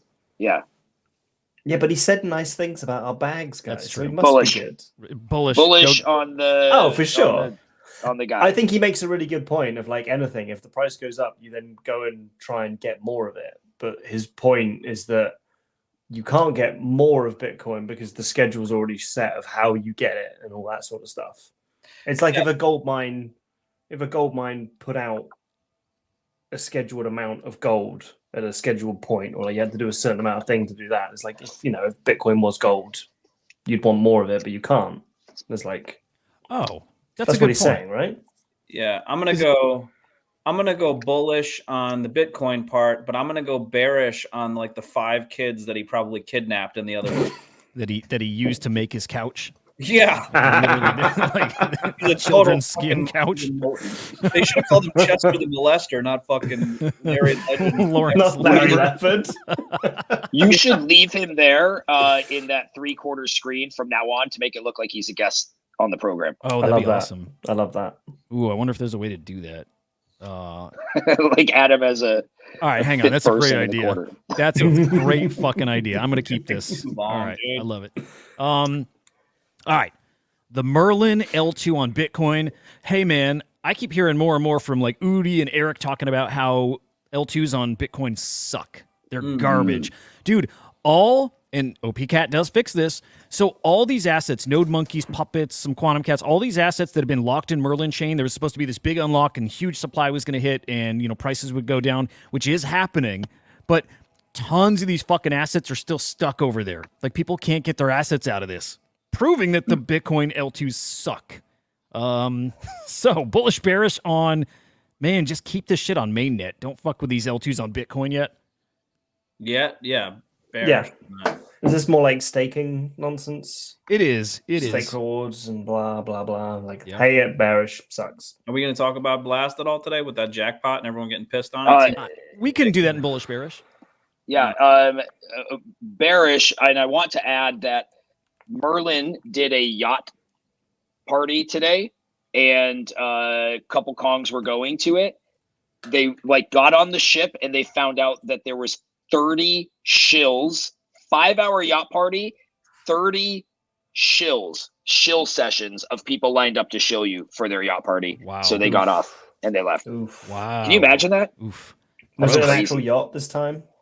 No, I saw it. They, in fact, Enzo sent me a picture of it before he went on. He's like, Henry, you went on. They did it again. I'm like, it's a fucking dinner cruise. That's insane. It's not a yacht. That's Anyway, so fucking yeah, lame. bearish. Check this out. Bearish. Yachts, dude. What is going on with all the yachts? It's cringe. It's everybody fucking faking their way, like we know here. Let's just check it. Okay, bearish on Merlin, still waiting on my runestone. And interesting. Wow, they're stuck over there. That sucks, That's man. crazy. Okay, I just want to point out, related to the Merlin unlock, but also just the whole, kind of NFT market is pretty damn down. But Node Monkey's under 0.3 now. Puppets are going to be under 0.2. I'm looking at Puppets at 0.18, 0.19. I'd said that I think we're going to get there. It's looking like we're going to get there. I'm going to probably buy one around there. But yeah, even Quantum Cat's down. Promethean's actually up today because of the teas, which is fucking awesome. And then I'll point this out too. Henry's learning. And at this point, you guys have heard me say this a lot. When the leaderboard is full of BRC20s, leading in, like you've heard me say this, right? That is the leading indicator that I've seen over and over and over again for Ordinals pumping. They're here because NFTs are down, right? Like there's low volume almost across the board. But every time I see the leaderboard full of BRC20s, within a couple of weeks, Ordinals go they gigapump. So heads up, I'm looking to buy a puppet like ASAP now. Maybe a Node Monkey, like something, because I kind of know what's happening here. So, not financial advice. Right. Okay. Yeah, we can. Okay, we'll skip bullish bearish on that. Well, I guess we kind of did it. Kongz, I don't know if I say his name right, but that dude from what's the name of his project? Cubs, Yoga Pets. Yoga Pets. Okay, teasing something coming in Ordinals. I don't know if they're doing a rune. I don't know if they're doing I don't know what they're doing. It sounds like they're coming over to Bitcoin now, right? Henry, you know this guy, like your buddies, I think, to some degree. He's already on Bitcoin. He's Ordinal Cubs. Okay. All right. He's doing some kind of I rune. had dinner with him last night. Nice. He's cool. Not night before. I used to not like him, and you talked me off. I told him that at dinner. I said, I didn't used to like you. I thought you were just like copy pasta Kongz. And I said, but I came around. Like people, smarter than me told me no, it's actually a compliment, and you put your own spin on it. He's a great. He gets FUD because he has a community that's when. He's a smart guy. Yep. He's a smart guy. I like I him. love it. I wish people could hear our chats. Like they're like I love my favorite fucking thing in this space. Obviously, is you and me getting into like dive into this and like learn together and chat through. Like we chat through fucking everything that happens in the space. We're usually on a call just like discussing it. And man, Yeah, you changed my learned mind a lot. Haven't on Beanie. You haven't got there on Beanie with me, but most other things have come around. You liked him for a bit, I feel like, and then it changed after the DM thing. And like I can't change your mind from that. I wouldn't even try. Like I defend him more now out of shtick, right? Like yeah, I get what he is. Anyway, I guess bullish on more ETH projects kind of coming over, but like Henry said, they were already there. So It sounds bullish. Rooney rather than projecty if that's the case, maybe. But our boy English, what's up, brother? plenty of room for it all. Yeah, dude, Are you bullish on this note card from the hotel that takes up a significant portion of the card to let you know it's a note to yourself? So, not to completely ignore that, Henry. Sorry, because I'm sure that. Oh, okay. I was hearing it. I'm sure it's interesting to some people, and it's probably important or whatever. And in your delirium, I'm sure it's very important to address. But so I was thinking, the fucking announcement that you made, where it's like the fucking orange thing plus the lightning bolt equals question mark. Is there something that you're going to be announcing? Is there something going on? Like, what's happening with that? Like, what are you saying? I just wanted to address that real quick. Give the people what they want. Give the people what they want, man. I mean, this thing is so fucking self-explanatory. I can't even believe people are like, "What? What's Can the I speculate? orange plus the lightning bolt?" Can you? Speculate. Why don't you guys in the chat? You guys do this because I think this is easy. But like, what I feel is like it I that could people go into have been- preschool and 90% of the class would be like, "Oh, it means this," and everyone's guess like, "What what? could it mean?" Maybe some of us aren't in Pay the attention. Kongz, Discord. I mean, for the No, people, for sure. the people that don't know, what does it mean, dude? You know what I mean? Like, let's not rip on people that aren't like fucking degenning into the Kongz Discord. Like, what is it? That's fair. Huda, what do you think it means? I'm sorry, I didn't mean to rip on people. I apologize if I came across as crass. No, I think that's the whole point, right? Yeah. It's like it's supposed to be mysterious. It's supposed to be like, oh, what is this? It's supposed to make you want to go into the Discord and try and figure it out and try and find out and all that sort of stuff. Nice, Peter. I like that. Yeah. Can I But speculate? we could do an exercise of trying to Speculate, please. I'm going to speculate based on what Speculate I've away. seen since day one. No, Since literally day one, Please everybody's saying these are going to speculate. turn into a PFP. Everyone's been saying that. Okay. That's what everybody's fucking said. If it says give the people what they want, I'm going to lean towards that. Got you. That's that's what people have been saying. It's a hoodie. I've heard people say hoodie, so okay, maybe it's that. It's a coin flip, hoodie or PFP or some kind of who the fuck even knows? Okay, I would say between English and Huda, who both have like Englishes would actually be awesome if we went that route. Honestly, like if we did that, I feel like everybody would dump their proms, everybody would dump decentralized, and whatever we did that people were happy about would be just a pile of ashes. I don't know. So I think there's not enough hoodies in Web3 right now. More hoodies, if anything, yeah. I would say that Huda is most certainly warmer on his analysis. Interesting. Yeah, give the people what they want. If you've been in Discord, like you said, like people are like, oh, you know, hey, I think it's no secret that people like the idea of like art is cool. Art's cool. People like to have an attachment to something maybe a little bit more personalized. But you know, what does that mean? How many people? Is it all people? Is it some people? Like maybe we can't make all people happy in this, but maybe some people will be. Yeah.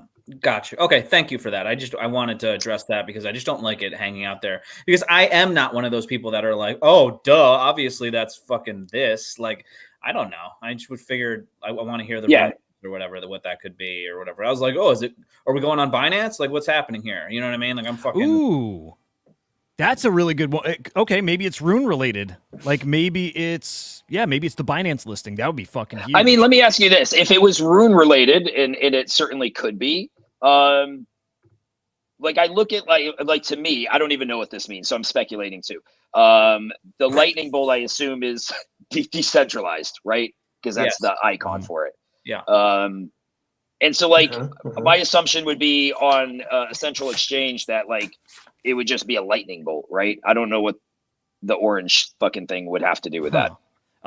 Is I don't know. Binance is orange. We're getting kind of long. No, they're yellow. Yeah. Okay. They're So yellow. address that real quick. Let's go as long as Henry wants. I will go as long as Henry wants to go. I'm fucking. You guys can bow out whenever. Okay. But I'll keep going. And go. I genuinely thought Joe was going to be like, nah, I'm gone. Yeah, Joe's gone. See you, Thank Joe. fucking God, man. Holy Oh, shit. shit. Dude was a monster today. Oh, hello. I'm back. Well, I thought, surely, yeah, the orange is Bitcoin. So Bitcoin plus decentralized equals profit. I've got enough. Let's cool. Let's move on to the next bullish bearish. Or do we have time to talk about like the whole fucking jackpot that happened? Yeah, we do. Here, we'll do a bullish. We got like 2 more bullish bearish, and then we'll go to that. But this is a this morning story. But the EU Securities Authority exploring adding Bitcoin and crypto to the what is that? The $12 trillion investment. I almost said the C12. The 2 trillion. It's an E. It's what I don't know what it is, but that's a euro, baby. The 12 trillion 12 trillion euro investment market. Dude, it's coming, dude. Again, we those all-time highs are going to be fucking silly, dude. And it's coming. It's coming. Bullish, bearish on that. That's an easy one. Henry's gone. I'm bullish on the EU. Bullish. Come on, baby. I miss it so much. Brexit.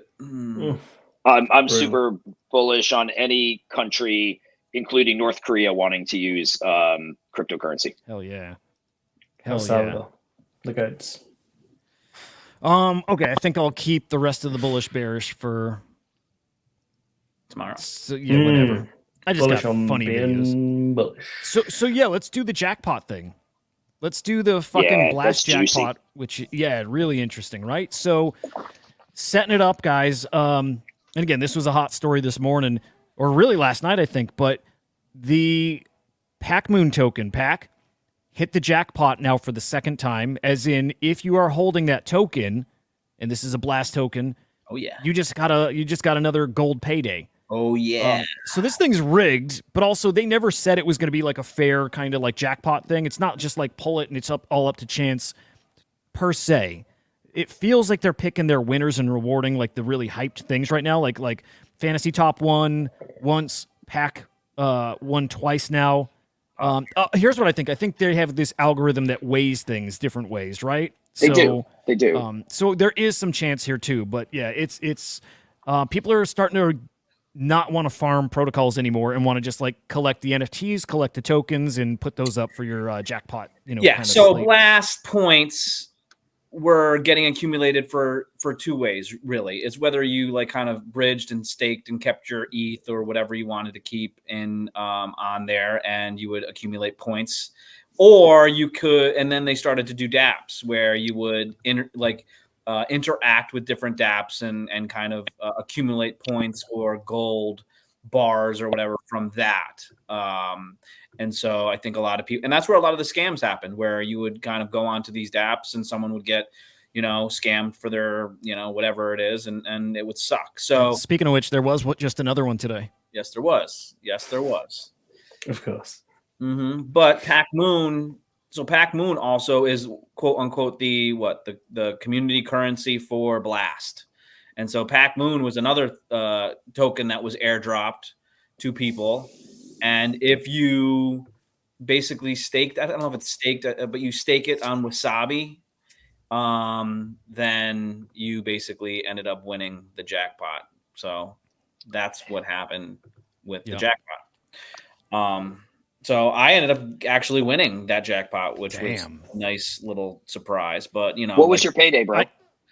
It was less than 100. It was, it was like, okay. Yeah, it wasn't anything huge. Is it points or gold? It's gold, but they say it's 36,000 points per gold. I think that's what they were saying. That but if you get gold, I know NFT Stats does his gold valuation. He's got it like $10 per gold. So yes, pretty decent. Yeah. That's pretty fucking solid, actually. So dude, interesting. I needed Ollie instead of Pac Moon because Ollie is one of the other tokens. I bought an ETH worth. It fucking dropped like a rock as soon as I bought it. And it didn't hit. And then Pac Moon hits, and then like there's a lot of Kongs that are farming on Blast. And it makes a lot of sense what they're saying. Like, you are doing what Joe said. You're bridging ETH. You're doing literally hours a day of buying off the deck, staking it here, doing all of this shit. And in one spin, somebody who had Pac Moon is making 10 to 50 times more than you did doing all of that work. And it just seems a little fucking weird to me. Yeah, I know the traders are getting pissed. The guys who were playing the protocols, they're like, even like Pranksy was bitching. They're like, why the fuck are we doing all this and taking the risk again of interacting with these brand new dApps who some are bad actors, some of them just are not great code writers. So you're taking a big old risk. Why not just buy a token and sit back and do nothing? Not just a token, the token, right? Well, like the token for sure. So, but big one too, didn't it?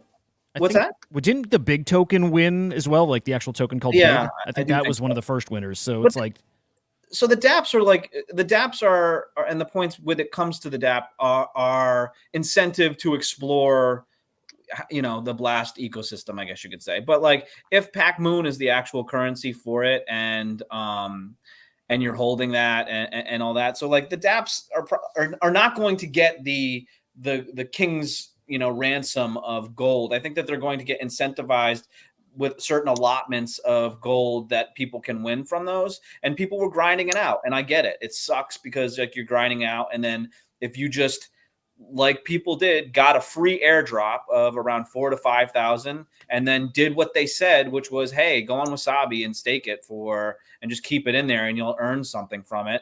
Then you hit 2, you know, jackpots for whatever it is.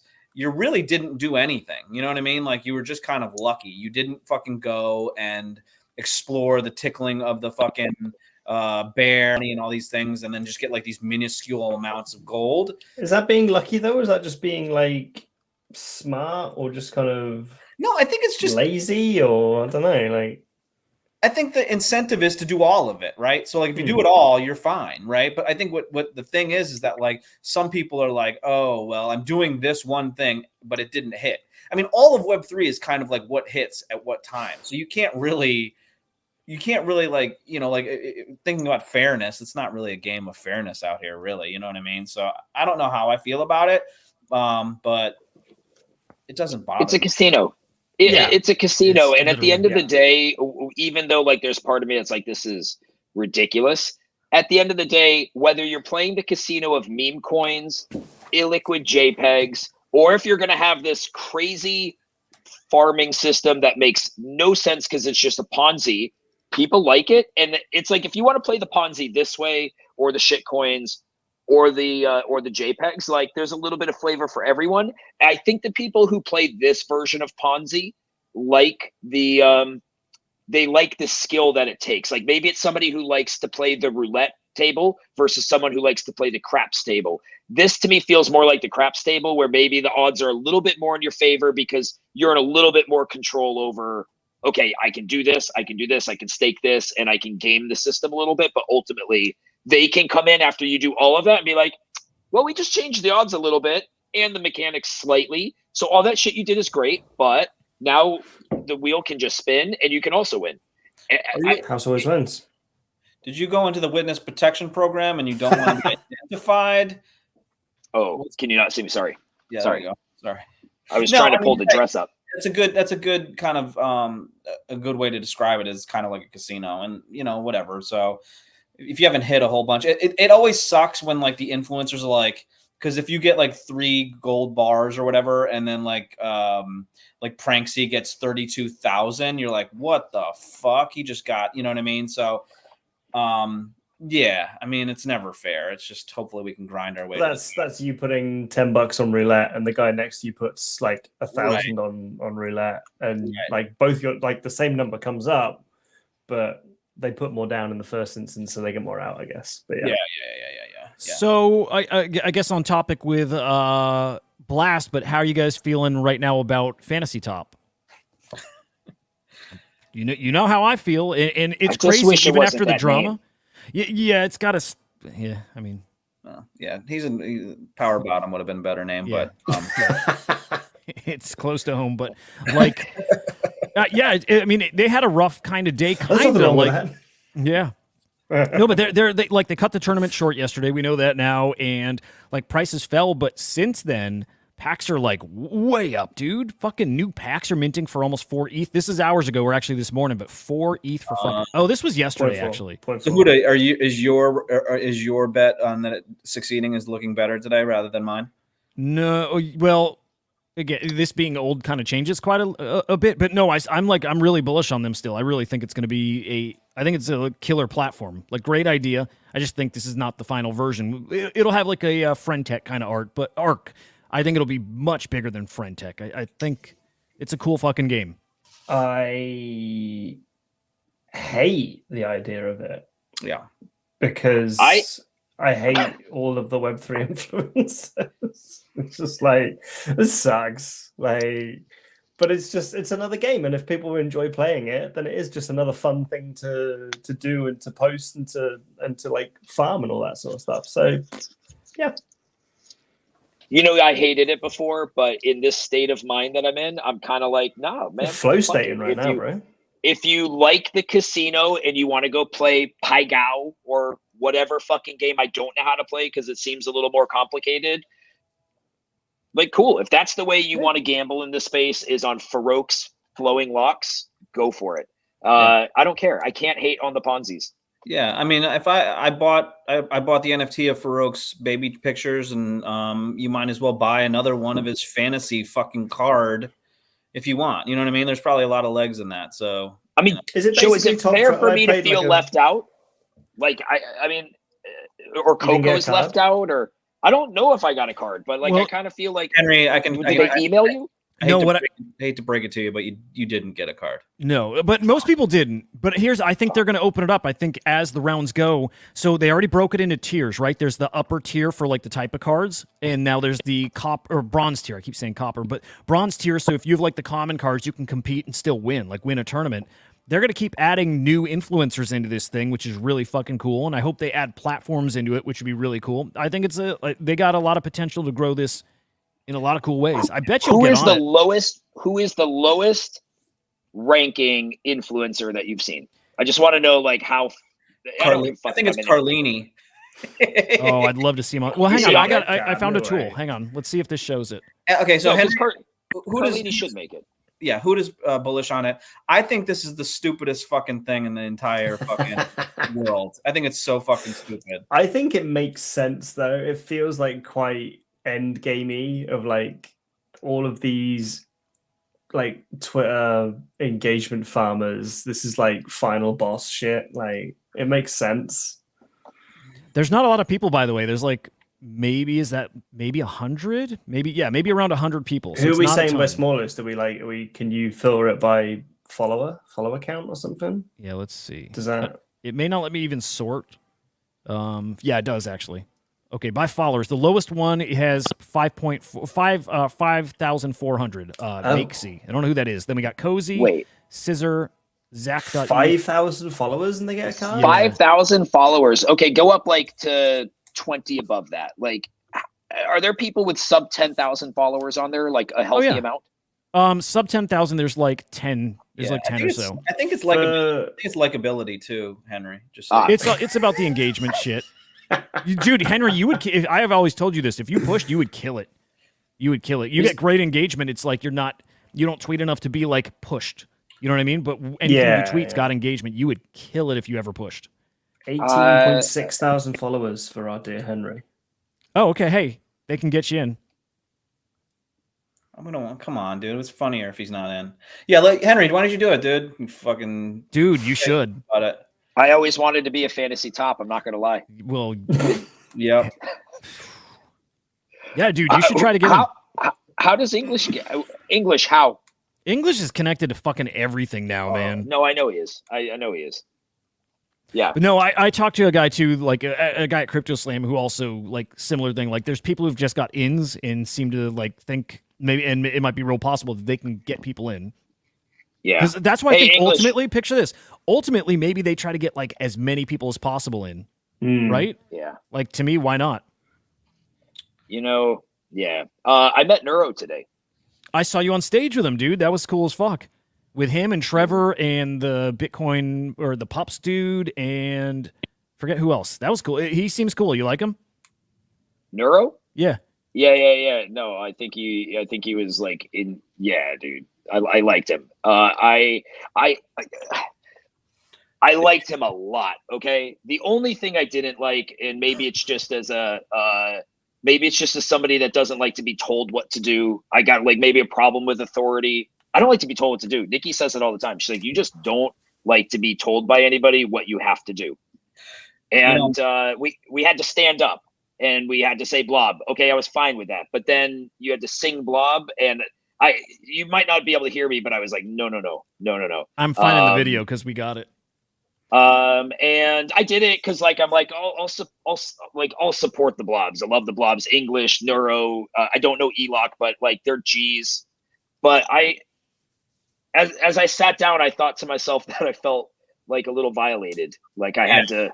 I had to do it. If you want, I had to do it. Henry, if you really actually want to be one of the fantasy top cards or whatever they are, I've got some inroads with V Friends. If you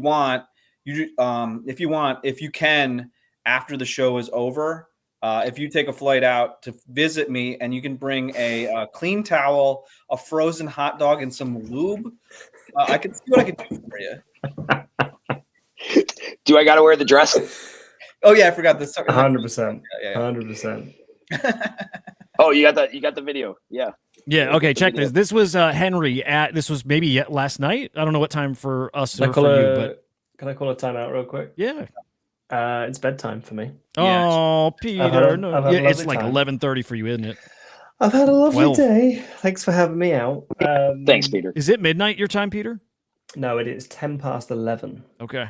Dude, so it's not like trooper. I'm going like straight to sleep, but I got a little bedtime routine. Are you want to just call the show, or are you going to actually stick around with? I'm going to stick around with Henry. As long So as Henry wants to go, I'm going. I got to keep him awake. It's yeah. I'm good rolling. I'm good rolling. I'm liking it. I feel like I'm going to make it till 7:30. You got the energy now. You're back up again. I can feel it. I feel like I kind of slept at this point. The coffee helped a lot. You can just trick yourself into I've started my day now. It's like, here we are, we're up. Yeah. And honestly, Peter, I was thinking you had the idea of like finding like kind of cuddle myself time. And I was like, maybe if I just put the phone on next to me and you could commit like an hour of your time and you could just talk quietly to me. Read a book. Read a book. I can read a book. I can read you something. Read a book. Yeah, I think I feel like that'd be nice actually. And just fall asleep to Peter reading. But I'll DM you, bro. I won't do it now because I'll fall asleep. I'll read you the first couple of pages of Good Night Moon. The Hobbit. Good Night Moon. I could do Good Night Moon, but The Hobbit's pretty good. Can we do The Princess Bride? Yeah, sure. Ooh. Sure. As you wish. I could pretend like you're my grandfather, and we can maybe act it out a little bit. I like that. Okay. Good night, Peter. Peter, you're awesome, guys. Dude. We'll see you tomorrow. Why don't we play out give him a little idiot song? I'm out of here too, guys. All right, Joe. Love you guys. Good luck with the cuckolding tonight. Thank you. We'll do it all again tomorrow.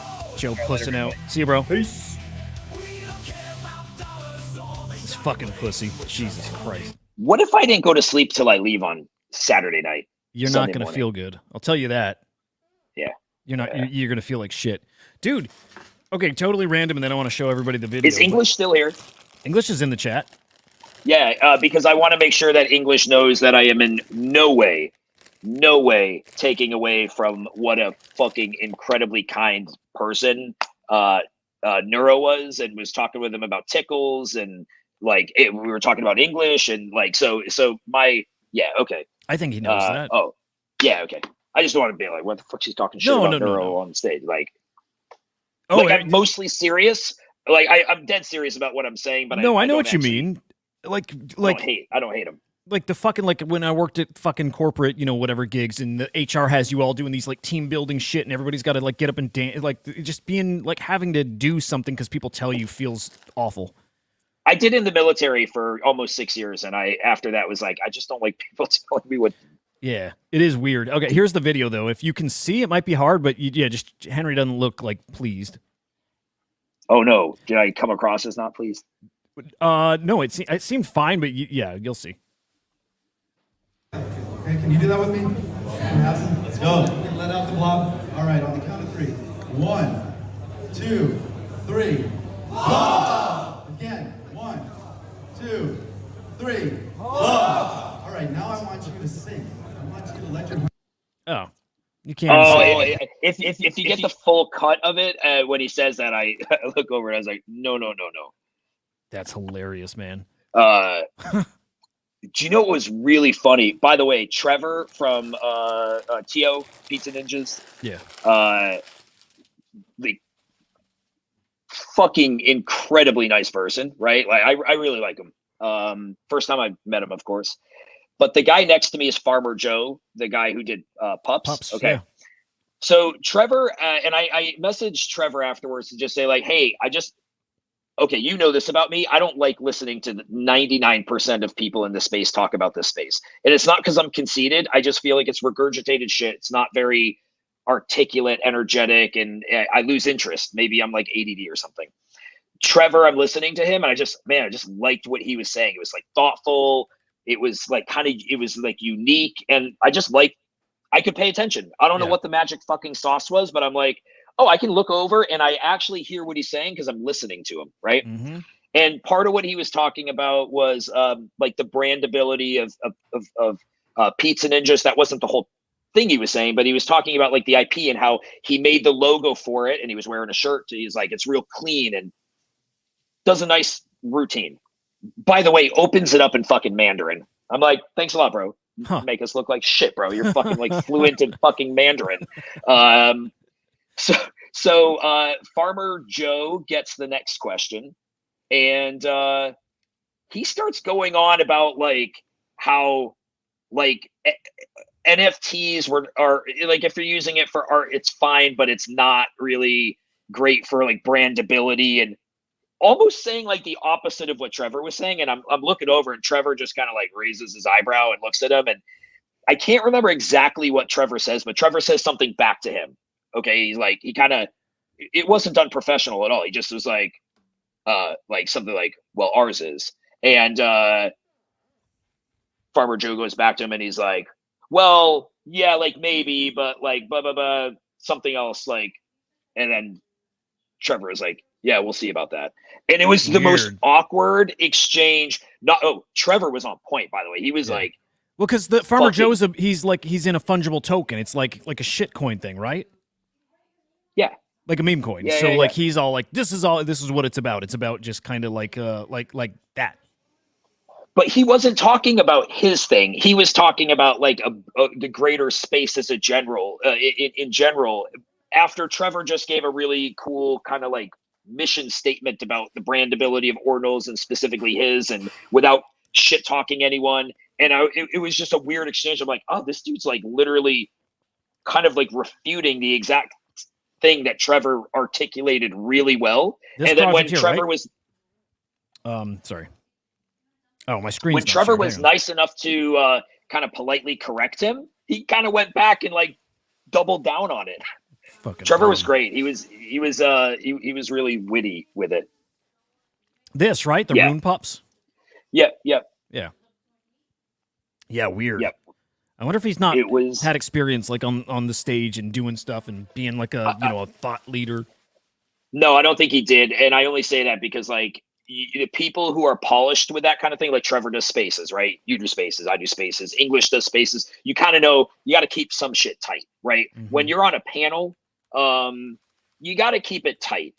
You cannot go on for 8 minutes straight and think that you're holding the audience's attention, because at that point you can see like people are looking around.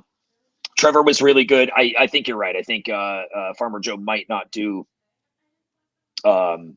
media. Yep. Fuck, that's weird. All right, check it out. All right, bro. Holy shit, stop. Kongz anthem for Nero, bro. Here we go. Wait. Is this Niren in the video? Yeah. Niren's fucking awesome. He's real cool. He's real good. You know, Niren, do you still have the ape?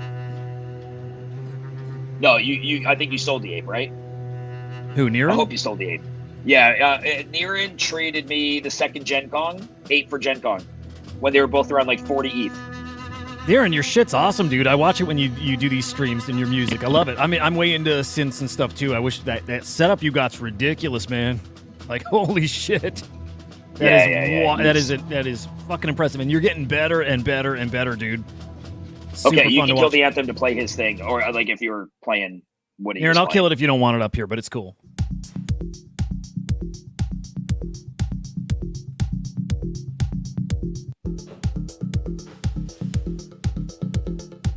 I like it, dude. It's so fucking cool. One day, when I make, if and when I make some big money, I would love to go crazy modular synth setup here. Niren's a hell of a trader too.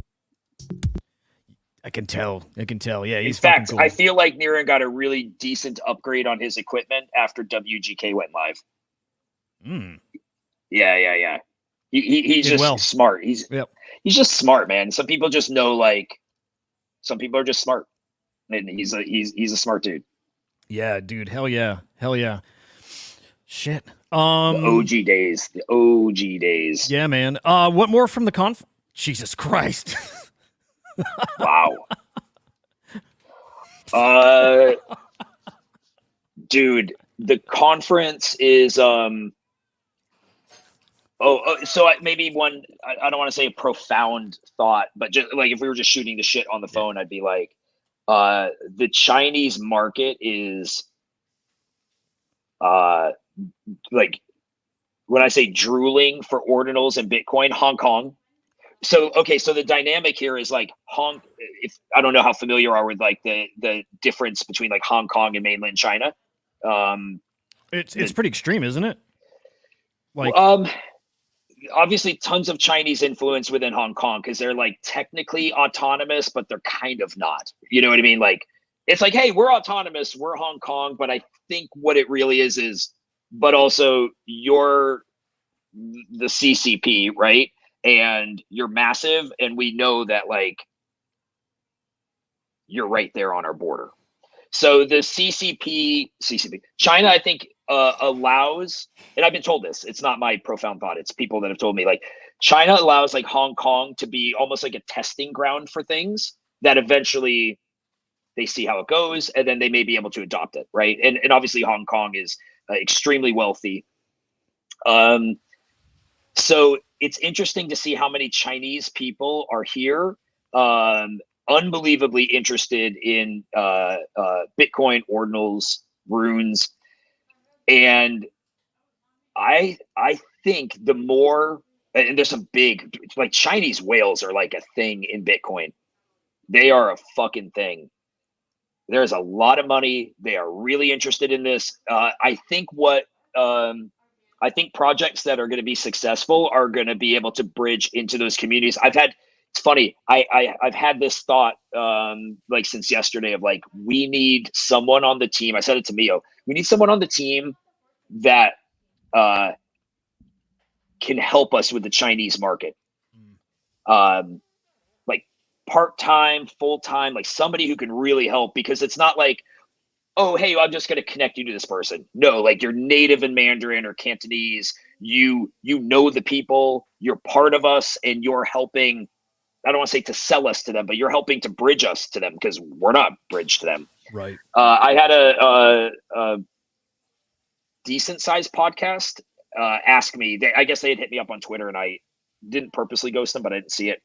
And they asked to get me on. They're like, we've had Leonidas on, we've had Udi on. They're like, we want to get Kongz on. They're like, the Chinese want to hear about this. They want to hear about decentralized. They want to hear about Prometheans. We need to get you on so we can tell them about it. And I'm like, yeah, no, absolutely. I fly back on Sunday. Let's like line it up for next week. So point being is, I think this is a market that we haven't really seen the influence of it yet within Ordinals. Sorry, I went on a tangent. But even on the ETH side, I don't think we ever really felt it. There were some collections, but I don't think we ever really felt their presence in the way that I think we're all expecting. Remember, was it Phantom Bears? Phantom Bears. Yeah. They ran to like 80. They were like a project Chinese. They ran to like 8 ETH. Dude, I think what could happen when you get the right people in this, the potential is massive, dude. So yeah, super bullish.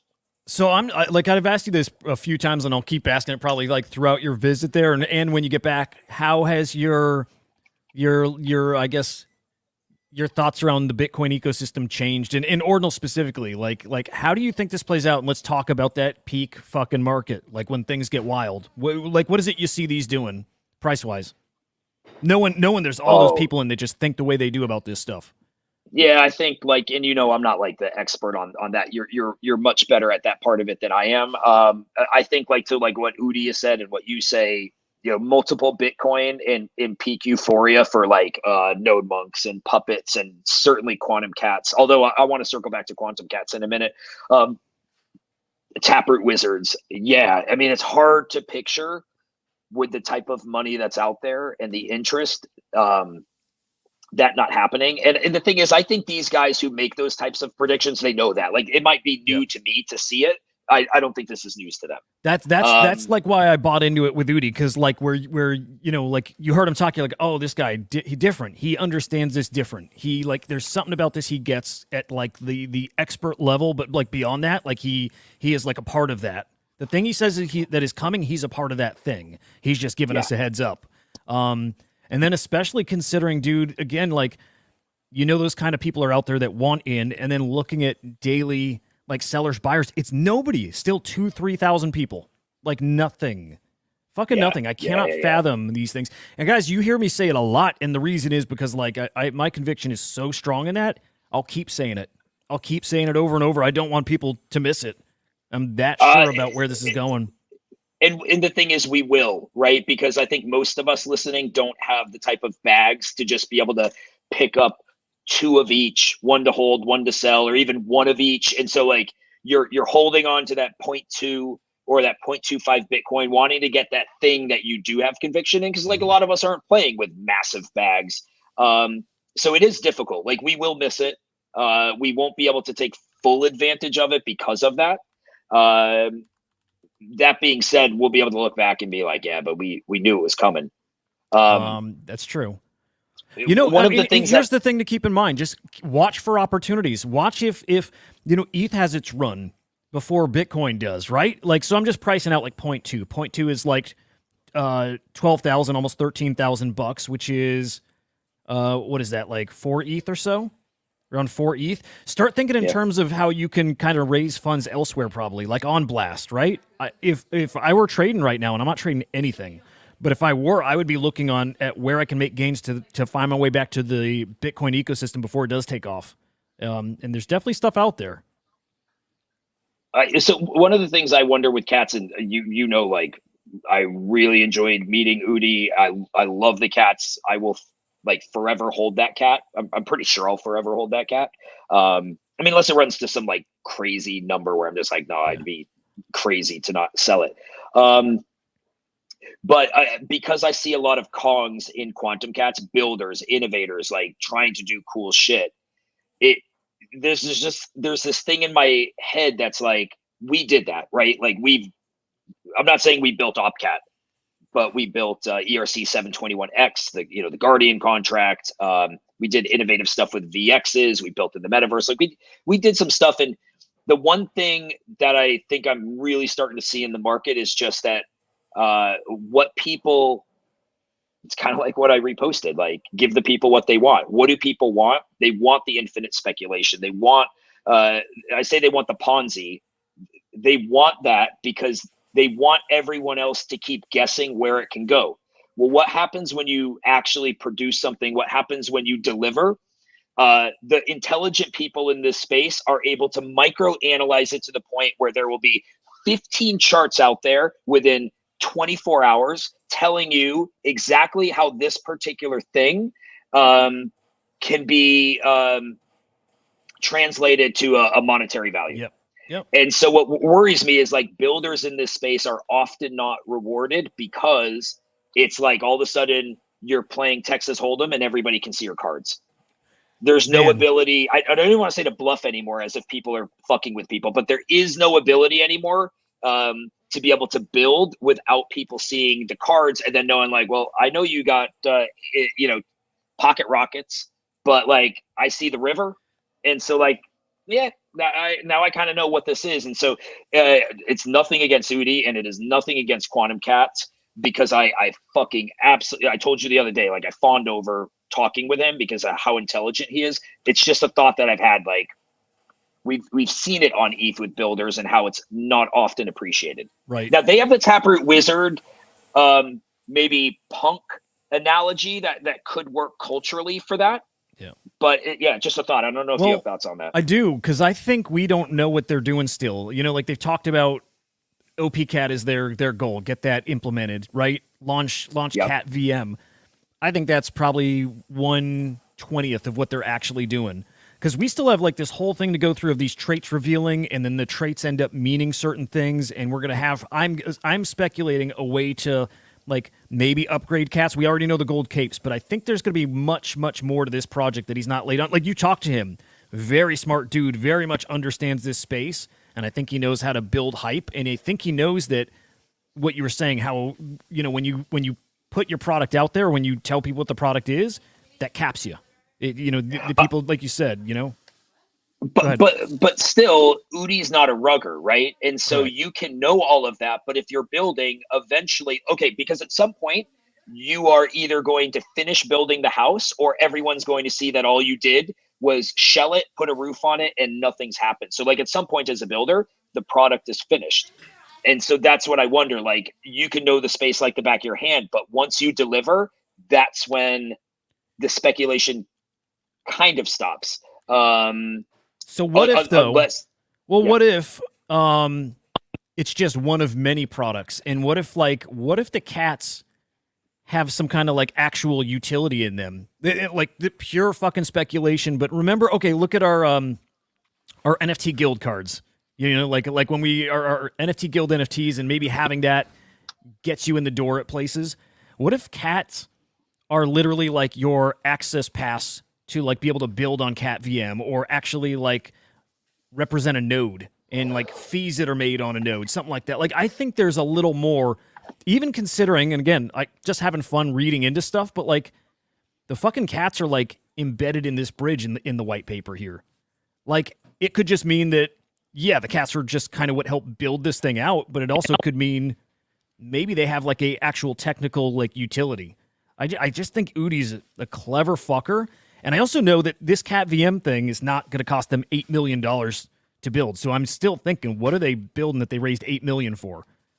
But even with that analogy that you like, even with that scenario playing out, like the cats play a role in the bridge, right? We'll run with that one. It's exactly what I'm saying, which is if the cats do, the price will reflect what that means.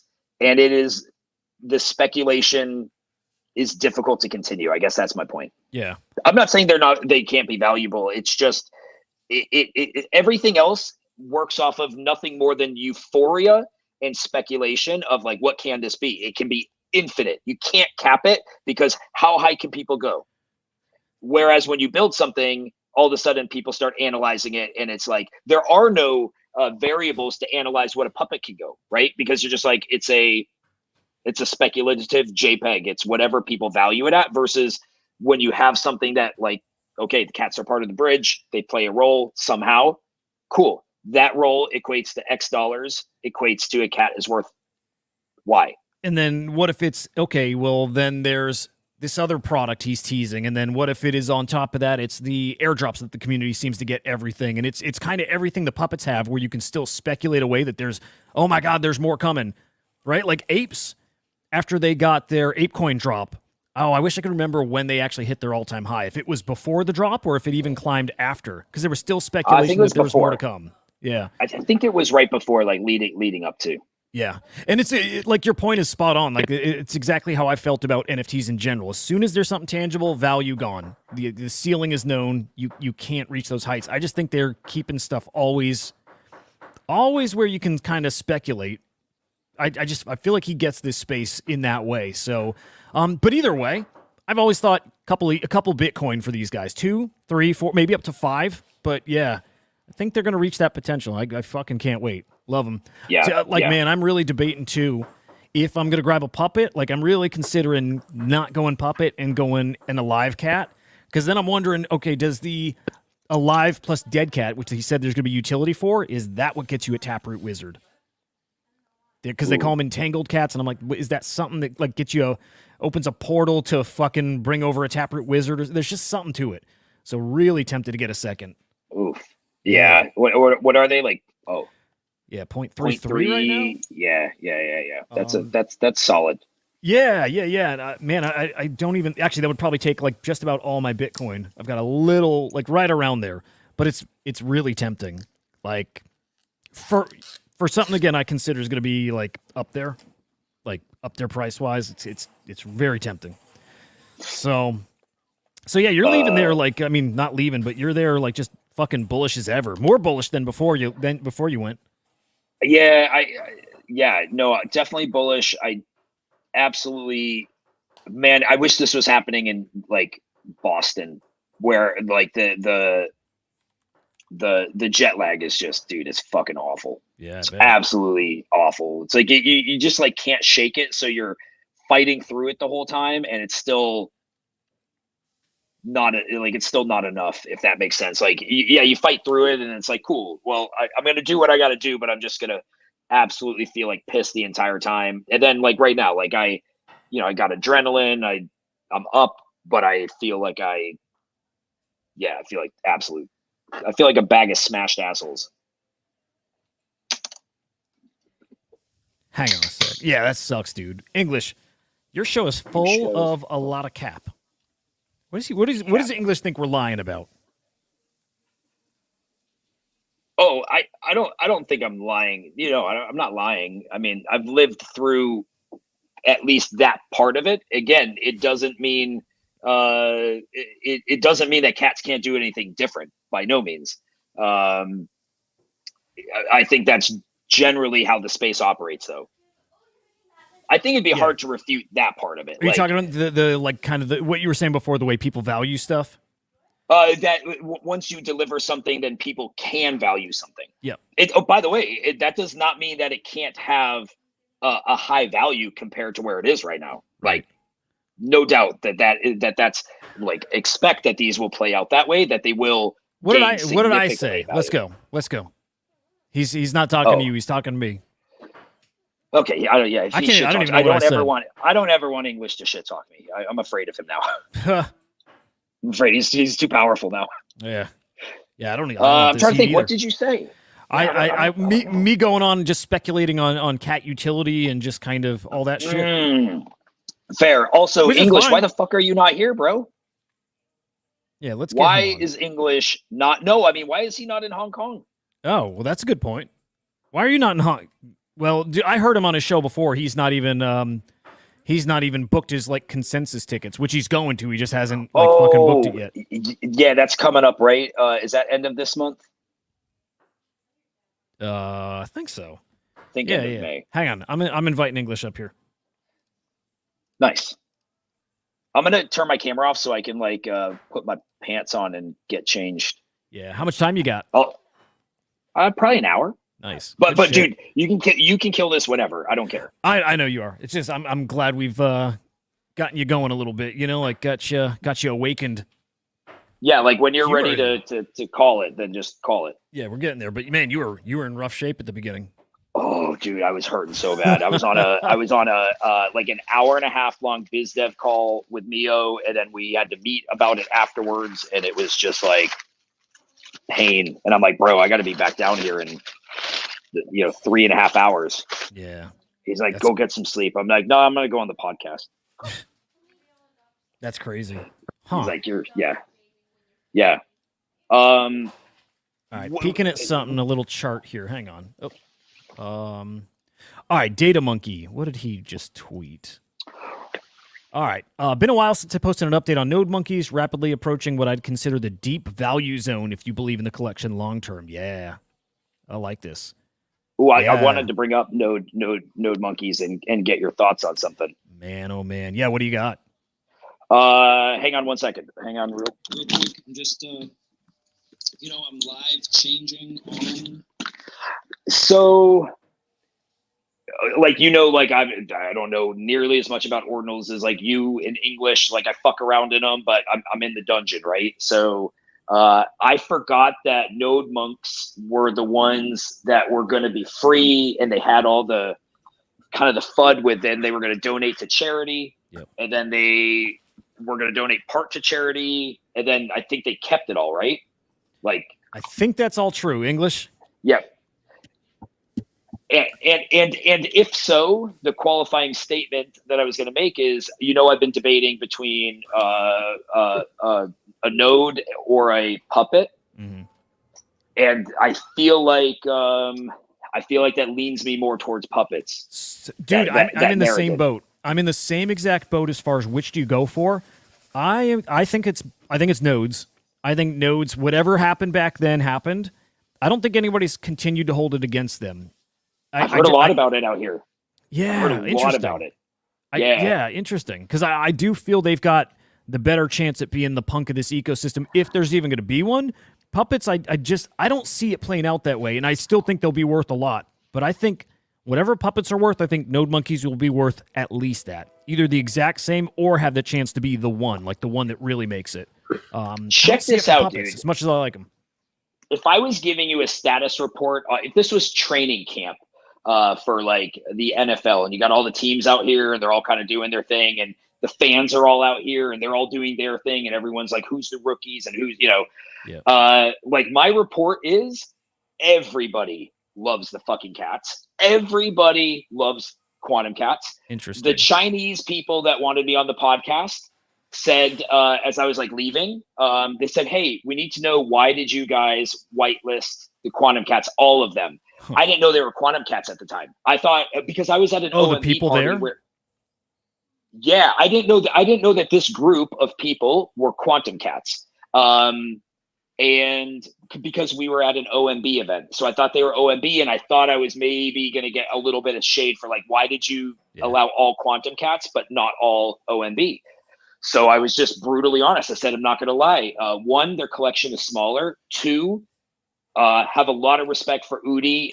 Kongz are builders. Udi's a builder. And I just think that synergy between our collections was just something that kind of, as a committee, leaned us towards doing that. Taproot Wizards created a ton of culture on Ordinals.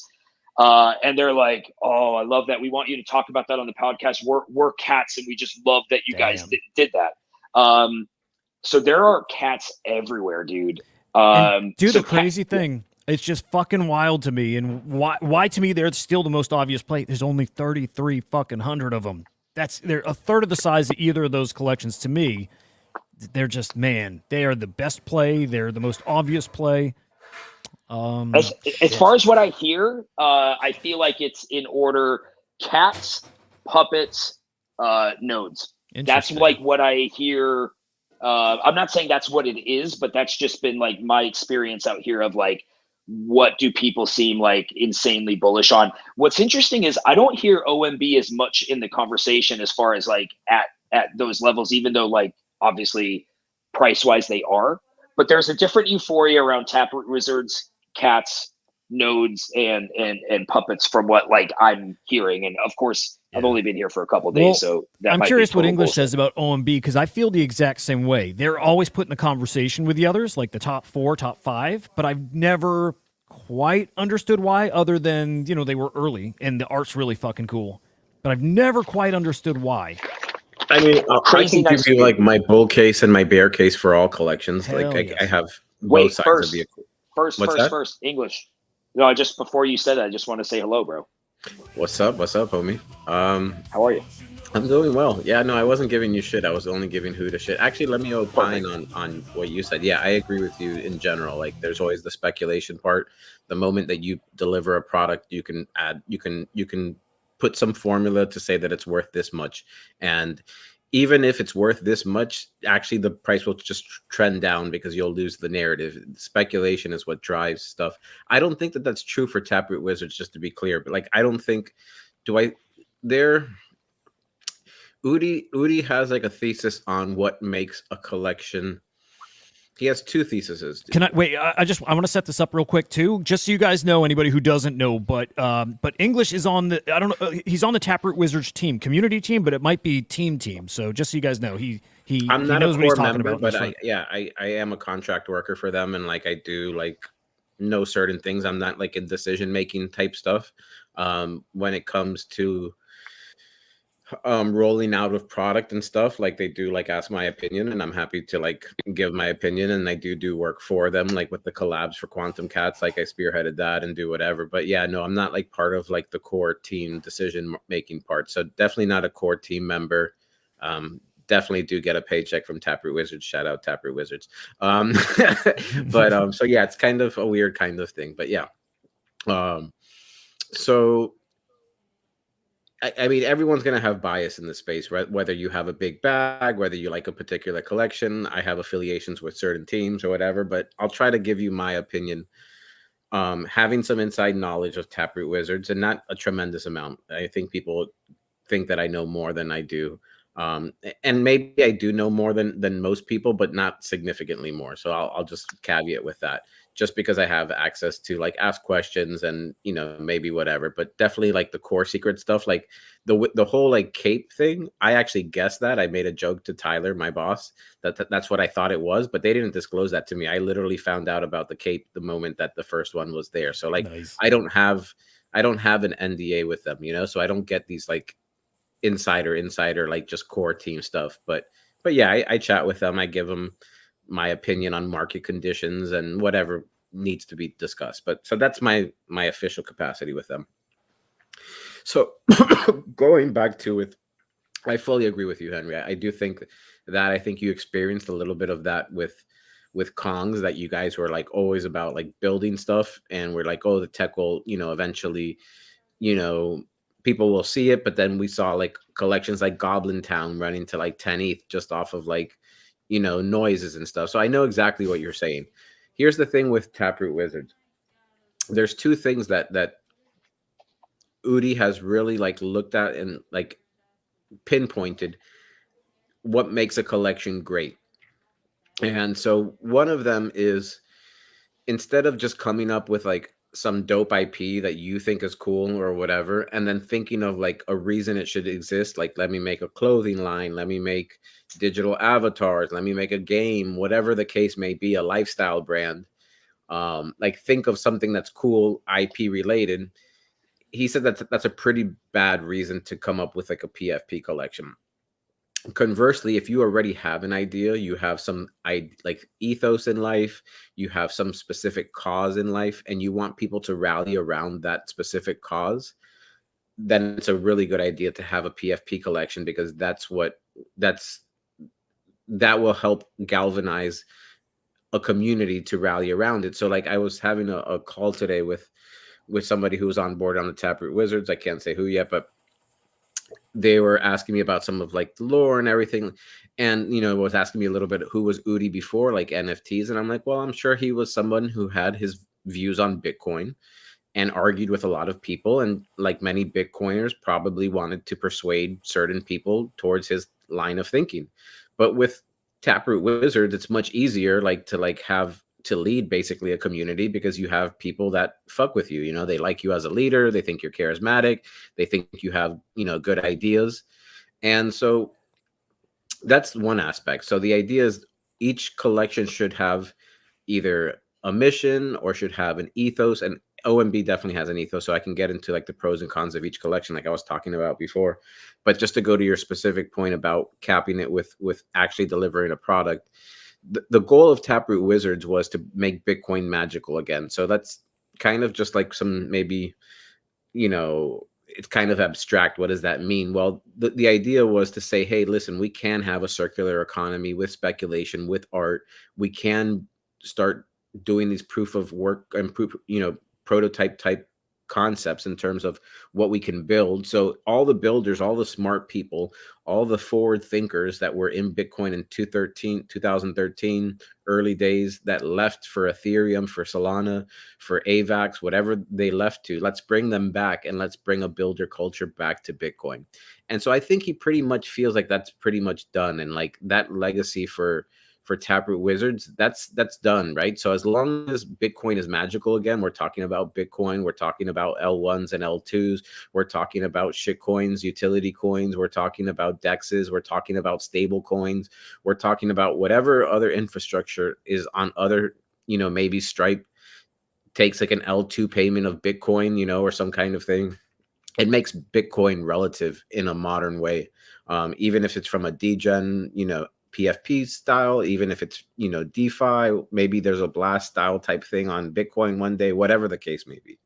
Quantum Cats is not about delivering a specific product. What it is, it's about getting OpCat enabled. And really what that will end up doing, and this is my take, this is not what they've told me, but I've got to ask questions. I've got to listen to him on Spaces quite a bit. The main thing with it is that they tried building maybe certain products. Maybe they got pitched like with pitch decks, having people to invest in their L2 solutions, in other products and other DeFi stuff.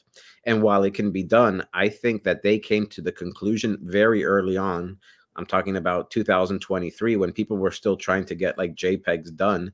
They were already looking forward, and they came to the conclusion that, hey, one day we're going to have runes, one day we're going to have all this other stuff, and people are going to want to trade and want to speculate and want to build products and services on Bitcoin.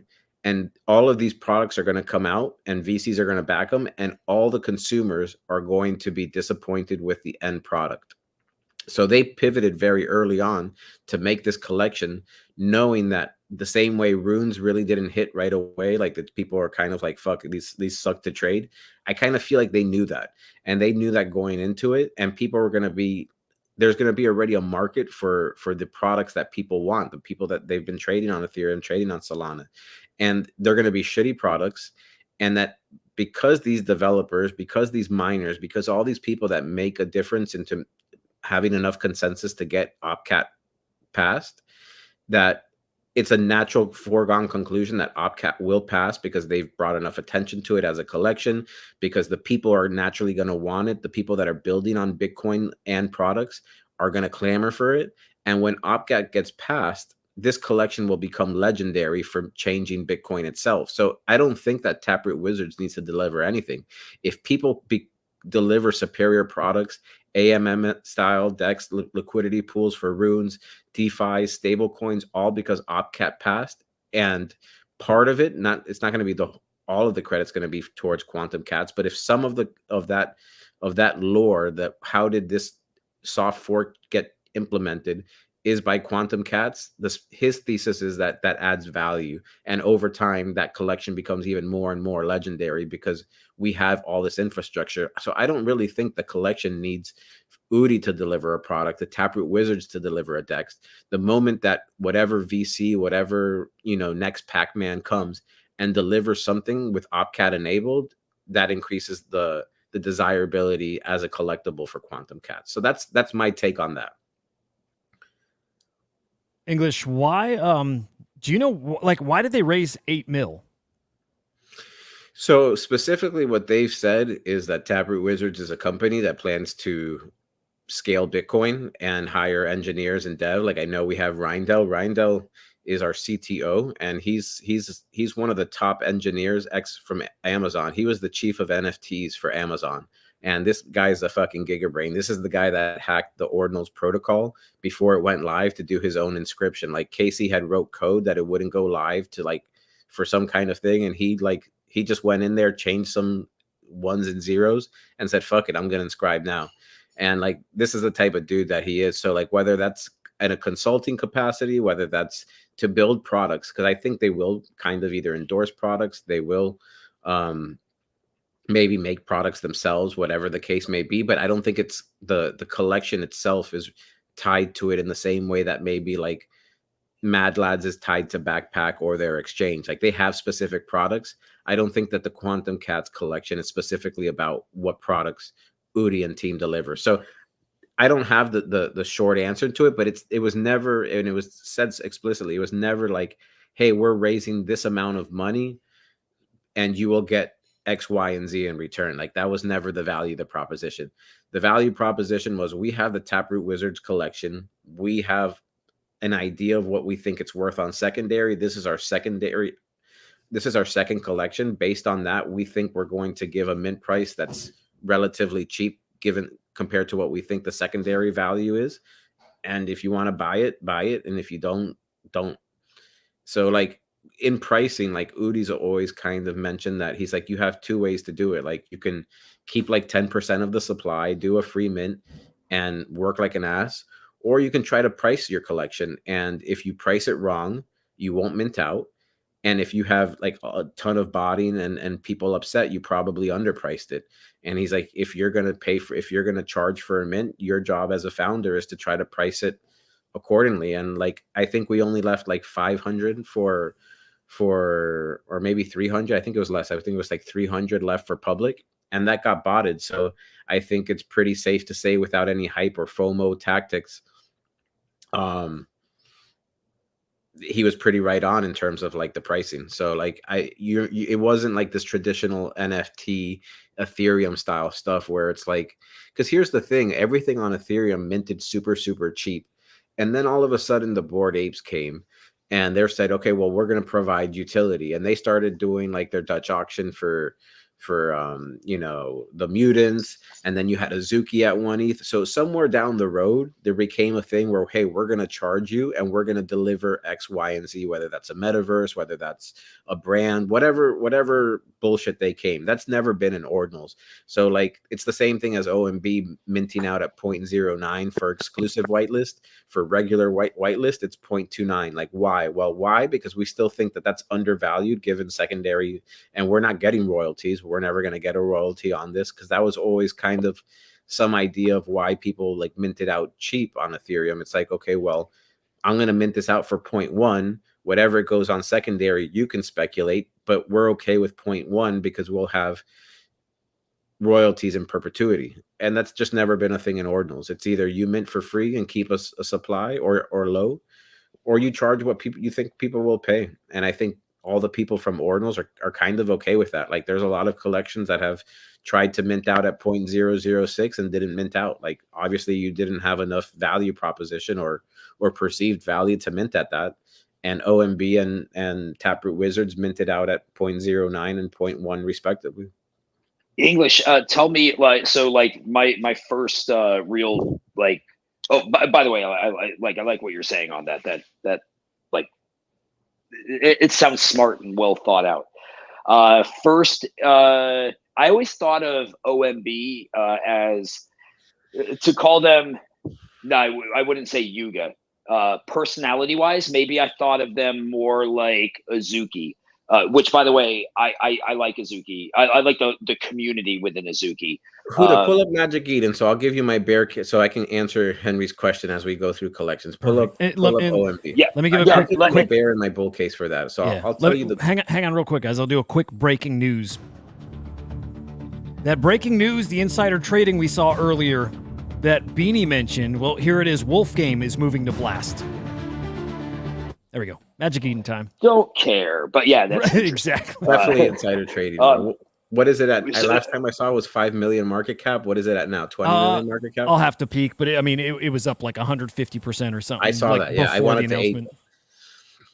All right. So the OMB guys, all I was gonna say is hung out with some of them, and like really nice people, like the ones that I met. There was a bunch from like Australia, New Zealand that had come out. Really nice people. But like, yeah, I'm just really curious, like what that community is about. Like what? I'm happy to tell you, dude. So OMB, if you want to click on OMB, Huda. So OMB, here's the pros to OMB.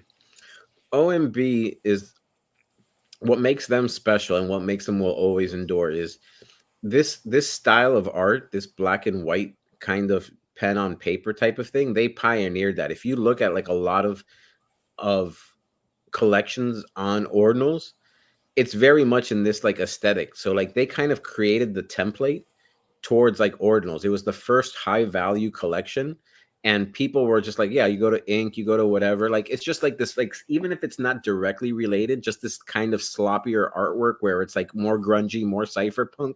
They were the first ones to do it, and people really gravitated to it. So I'll start with the artwork. That's one bull case for it. And I'll tell you about the community as well too. The other thing, another bull case for is on Ethereum. What PFP did all the builders have? They had punks, right? So all the people who built out products, who worked behind the scenes.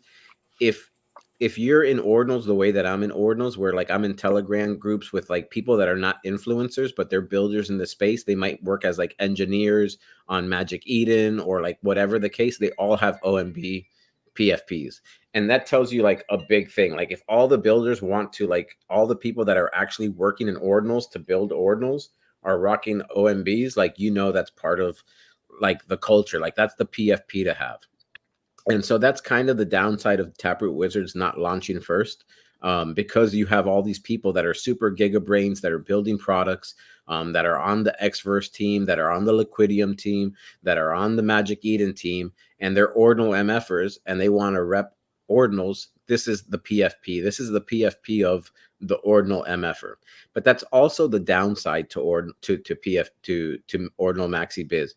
Like, the reason Node Monkeys and Puppets did so well is because they have an appeal that goes cross-chain, which OMB doesn't have. Like, you look at a Puppet and you've owned an MFer before, you've owned a Milady, you've owned something that was really silly and goofy, and you can fuck around on the timeline and just be like this Lev curve, different things. You can buy a Node Monkey and you understand pixel art, you understand 3D glasses, you understand like the hoodie, you understand the beanie trait, and that makes sense. You're like, this is OG, this is provenance. I know what that looks like in punks. So people can buy that. But there's nobody that has owned an Azuki that can look at OMB and says, I get this, like right away, intuitively. Like they look like, they like the cleaner stuff, they like the other things, they're like, it's just scribbles, like I don't really get it.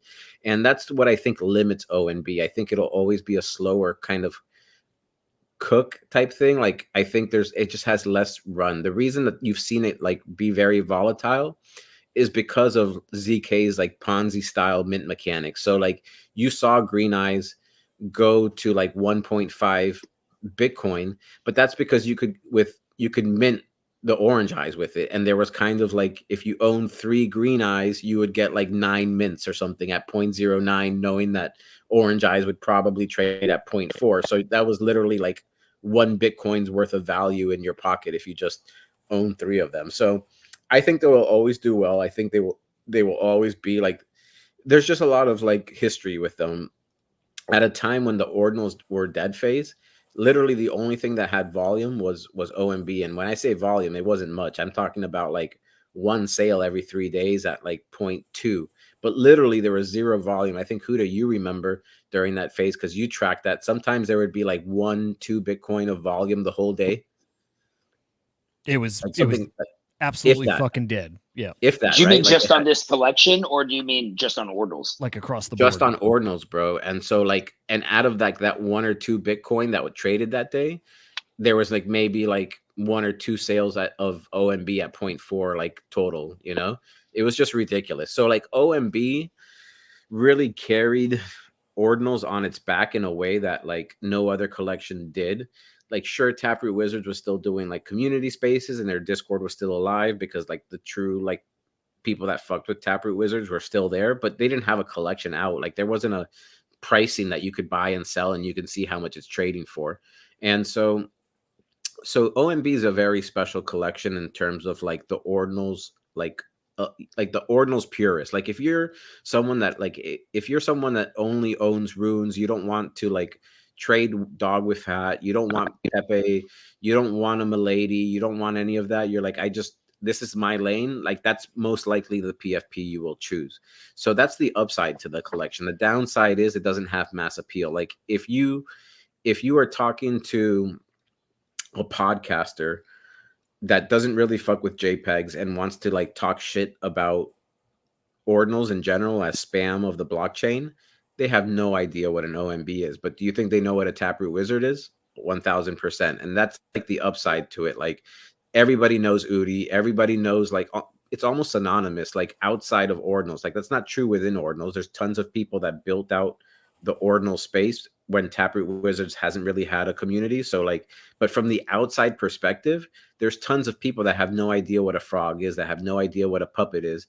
And that's the upside to it. So while Taproot Wizards has the downside of not having all the builders rocking their PFP, the upside to Taproot Wizards is that people kind of understand it, even the art, in a way that like OMB doesn't allow for. Like if you look at if like Udi was on Thread Guy Spaces, on Leap Spaces, like what in February and March, and everybody wanted a Taproot Wizard. You had like content creators like K Money, like Pasta from the Utes, like these guys that make these great content, doing the wizard showers. So I would say that like Node Monkeys, Puppets, and Taproot Wizard brand is more accessible to people from other chains. Like you look at it, you can understand it, and you might want to own it. OMB, you really have to be an Ordinals hardcore purist to like really appreciate it. I mean, I hate to say sweeping statements. Like that's obviously not true in like its capacity. There's could be tons of people that look at it and like it right away. But I'm talking as a general statement, you know. Makes sense. They're harder to understand. They kind of remind me of Boogles from Solana in that regard. It's just this smaller, very exclusive collection, like very, very fucking exclusive. Oh, I think we lost English. But What's like their Boogles, supply? OMB like 5,000. So a little bigger than Quantum Cats. But yeah, I mean, I like that narrative though a lot. Like a fucking lot. So that's what I would say. So here's my bull case and my bear case for Puppets. So Puppets, out of the big four, that's the least one that I would own. In fact, I own one of almost every single ordinal that's significant, and I don't own a Puppet. And I just think that it's the highest risk, potentially the highest upside. The reason that it potentially has the highest upside, because although people in the Ordinals community will say like Node Monkeys are not punks and Puppets are not Bored Apes, that's 100% true. But like if you believe that history doesn't repeat but it rhymes, it's very much true. Like you have like something that's just pure art and just pure provenance versus something that is more about vibes, and that's really the same story of punks. You have punks, people got priced out of punks, and then you had a collection come after it based on vibes and airdrops, and that's the exact same narrative of Puppets. And so what you have to say is, okay, here's the upside of Puppets. Puppets have a runes that's associated with it. If that rune goes to 1.1 billion, 2 billion, you better believe that Puppets are going to 1 or 2 Bitcoin. Like that's going to happen. But if that doesn't happen, I think at some point Puppets just don't become cool anymore. Especially the higher the price goes, the less cool it is. It's cooler when it's on the defensive, when it's trying to attack the Node Monkeys or trying to attack the number one.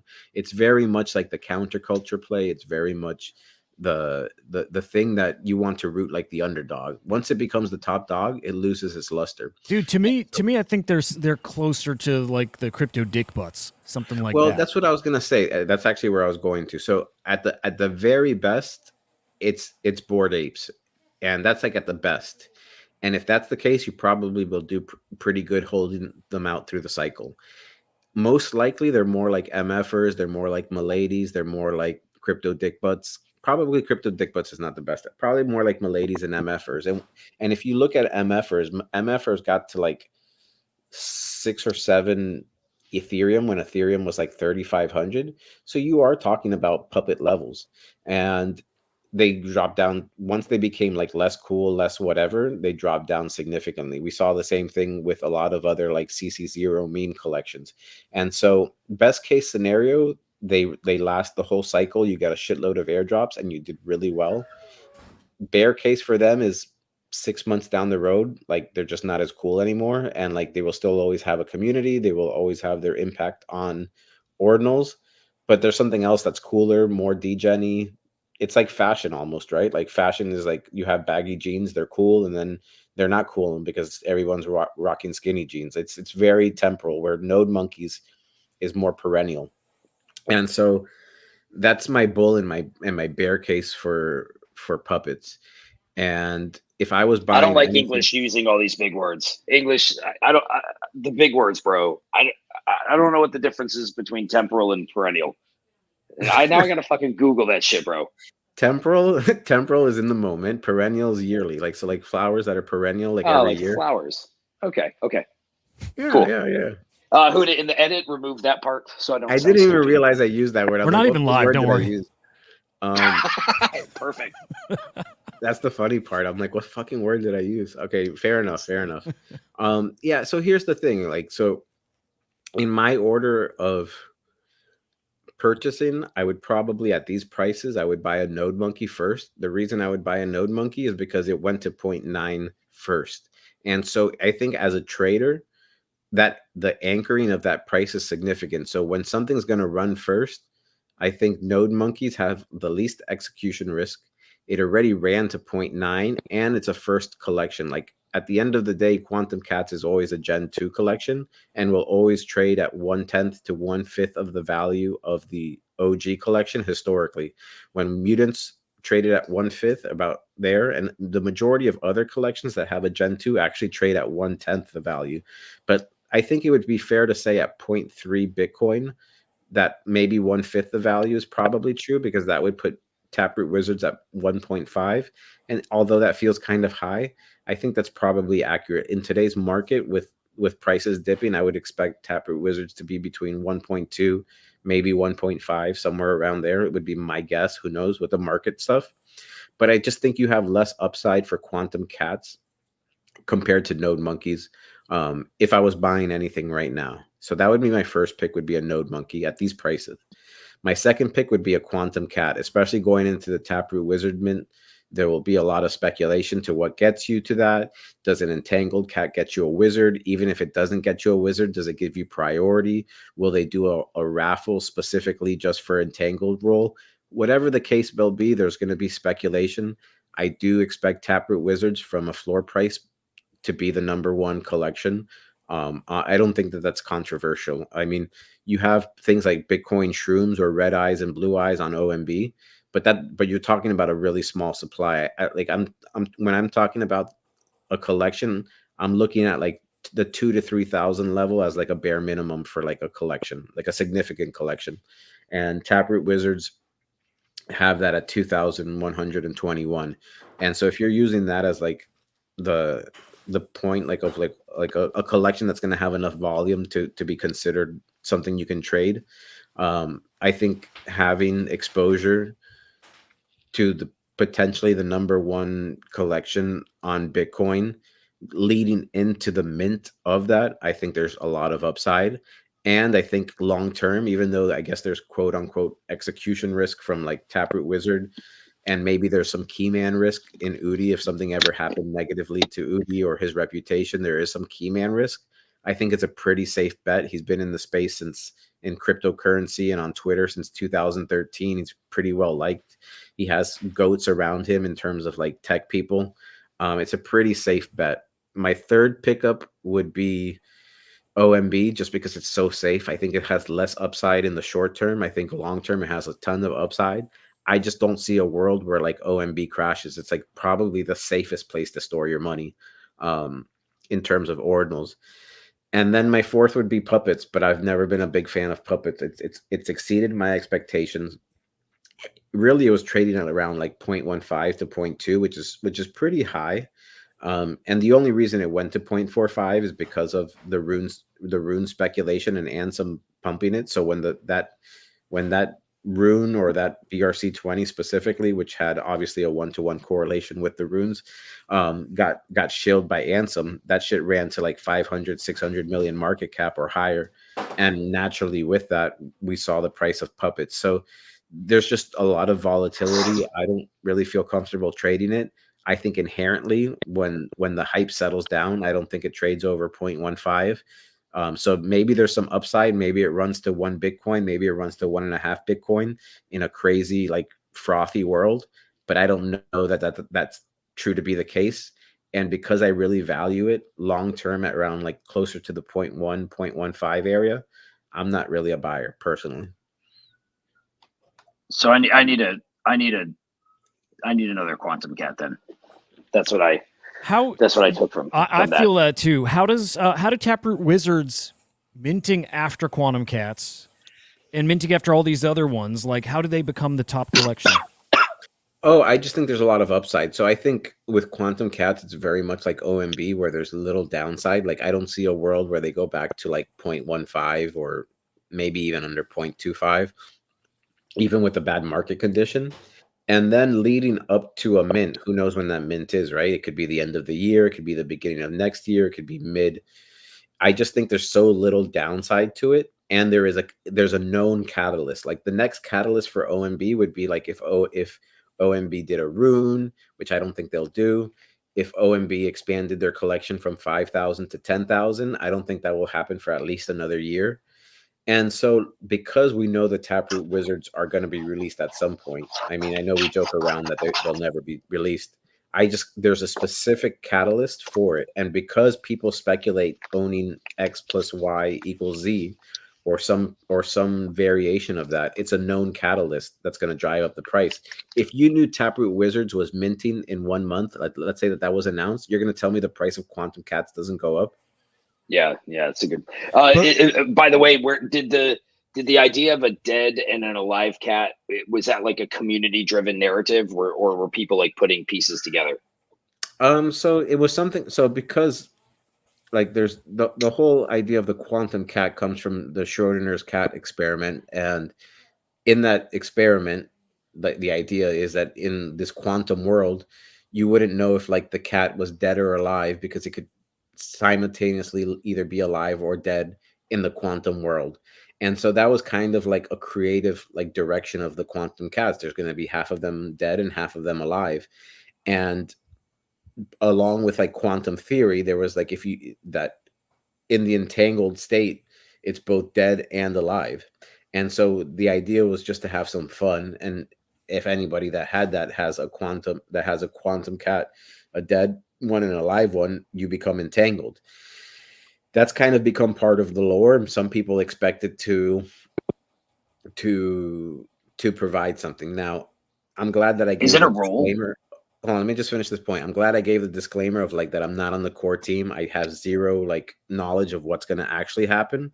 But the same way that I guessed the cape thing, I can tell you what I think will happen. I don't think 1+, because I know that the Taproot Wizard allocation is it's very carefully curated. They want the members that have been doing the quests. They want the members that they know. They don't want any Sybil attack. It's going to be carefully. I couldn't imagine a world where one entangled like state, one dead plus one cat equals your ability to mint. However, because it's become part of the lore and it does show like some devotion or some belief in the team, I would expect to see some kind of priority, whether that meant like a raffle specifically for entangled, or maybe there's a holders raffle. After they count how many people did the quest, maybe they say, hey, listen, we're going to do 1,500 spots for the quest and 500 holders raffle. And if you hold an entangled, maybe you have 5 times, the chances as somebody that just owns, one or something. I don't know. I think my gut feeling is that they will provide some type of, perk for it, but I don't think it's going to be as good as what people like. Nobody's going to own 5 dead cats and 5 and 5 this and get 5 wizards, yeah, like it just wouldn't make sense for what the narrative has been. Yeah. And not only that, but even if you owned 5 cats, like 5 dead and 5 alive, you wouldn't, even if that theory was correct, you would still only be eligible for 1 wizard, because literally the distribution model is we want 1 wizard for 1 person. There's nobody that's going to get 2 fucking wizards. That's just not going to happen. Like we're going to know unless exactly. They are splitting wallets or no, they're curating. No, there's going to be no Sybil attack. Like we're going to know exactly who the fuck you are. Like literally we're going to pick you out. Like we're going to know who the fuck you are. Like all the wizards, the whole collection in a way is handpicked.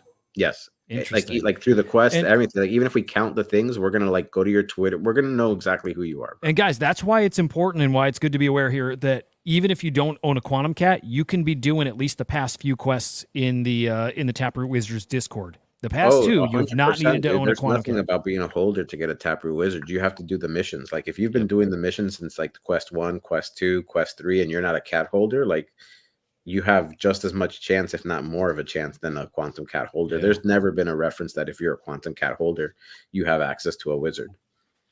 Yeah, it's pretty fucking juicy. I love it. I love the. When's the next?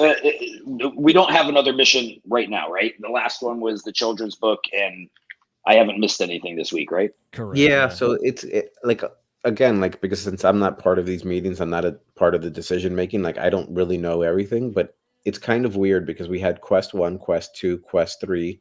Quest 4 was the Quantum Cats quest, so that's technically 2 in 1.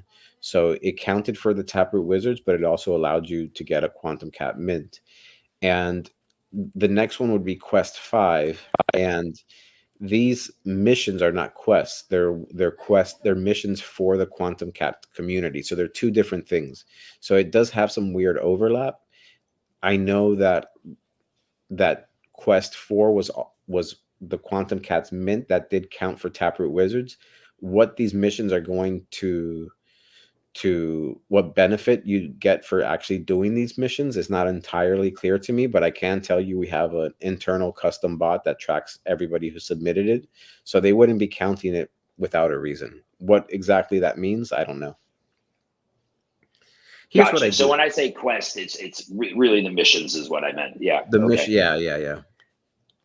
It's Understood. not too late to start, R2, because here's the thing, and English taught me this before. I didn't do the first 2 quests, and he's like, there's so many people who also didn't, who then gave up. So I'm just thinking, at this point, I'm like 3 quests ahead of those people who gave up after not doing the first 1 or 2, right? So it definitely Fuck, not I didn't too do late. any quests. Yeah, Only the missions. Well, no, same thing. You're doing.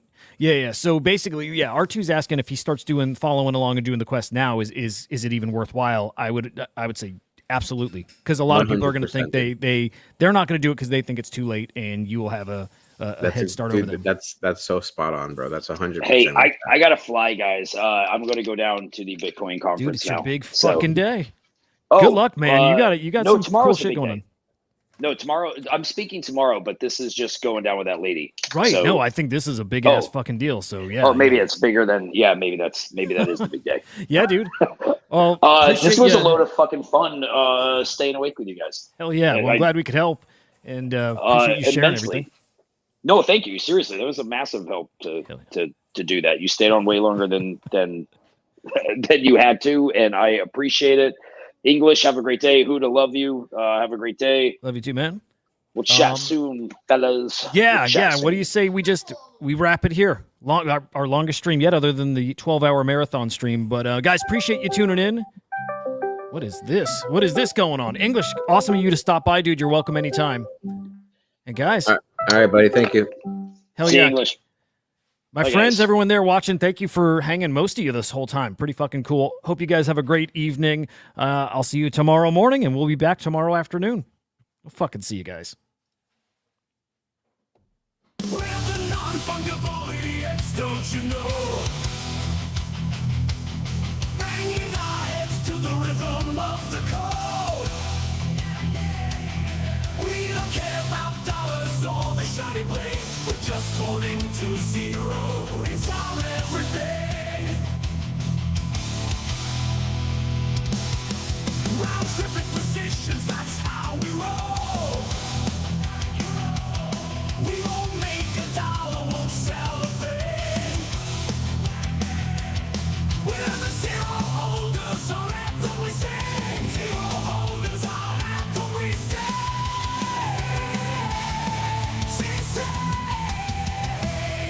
0 holders, we're the kings of the city.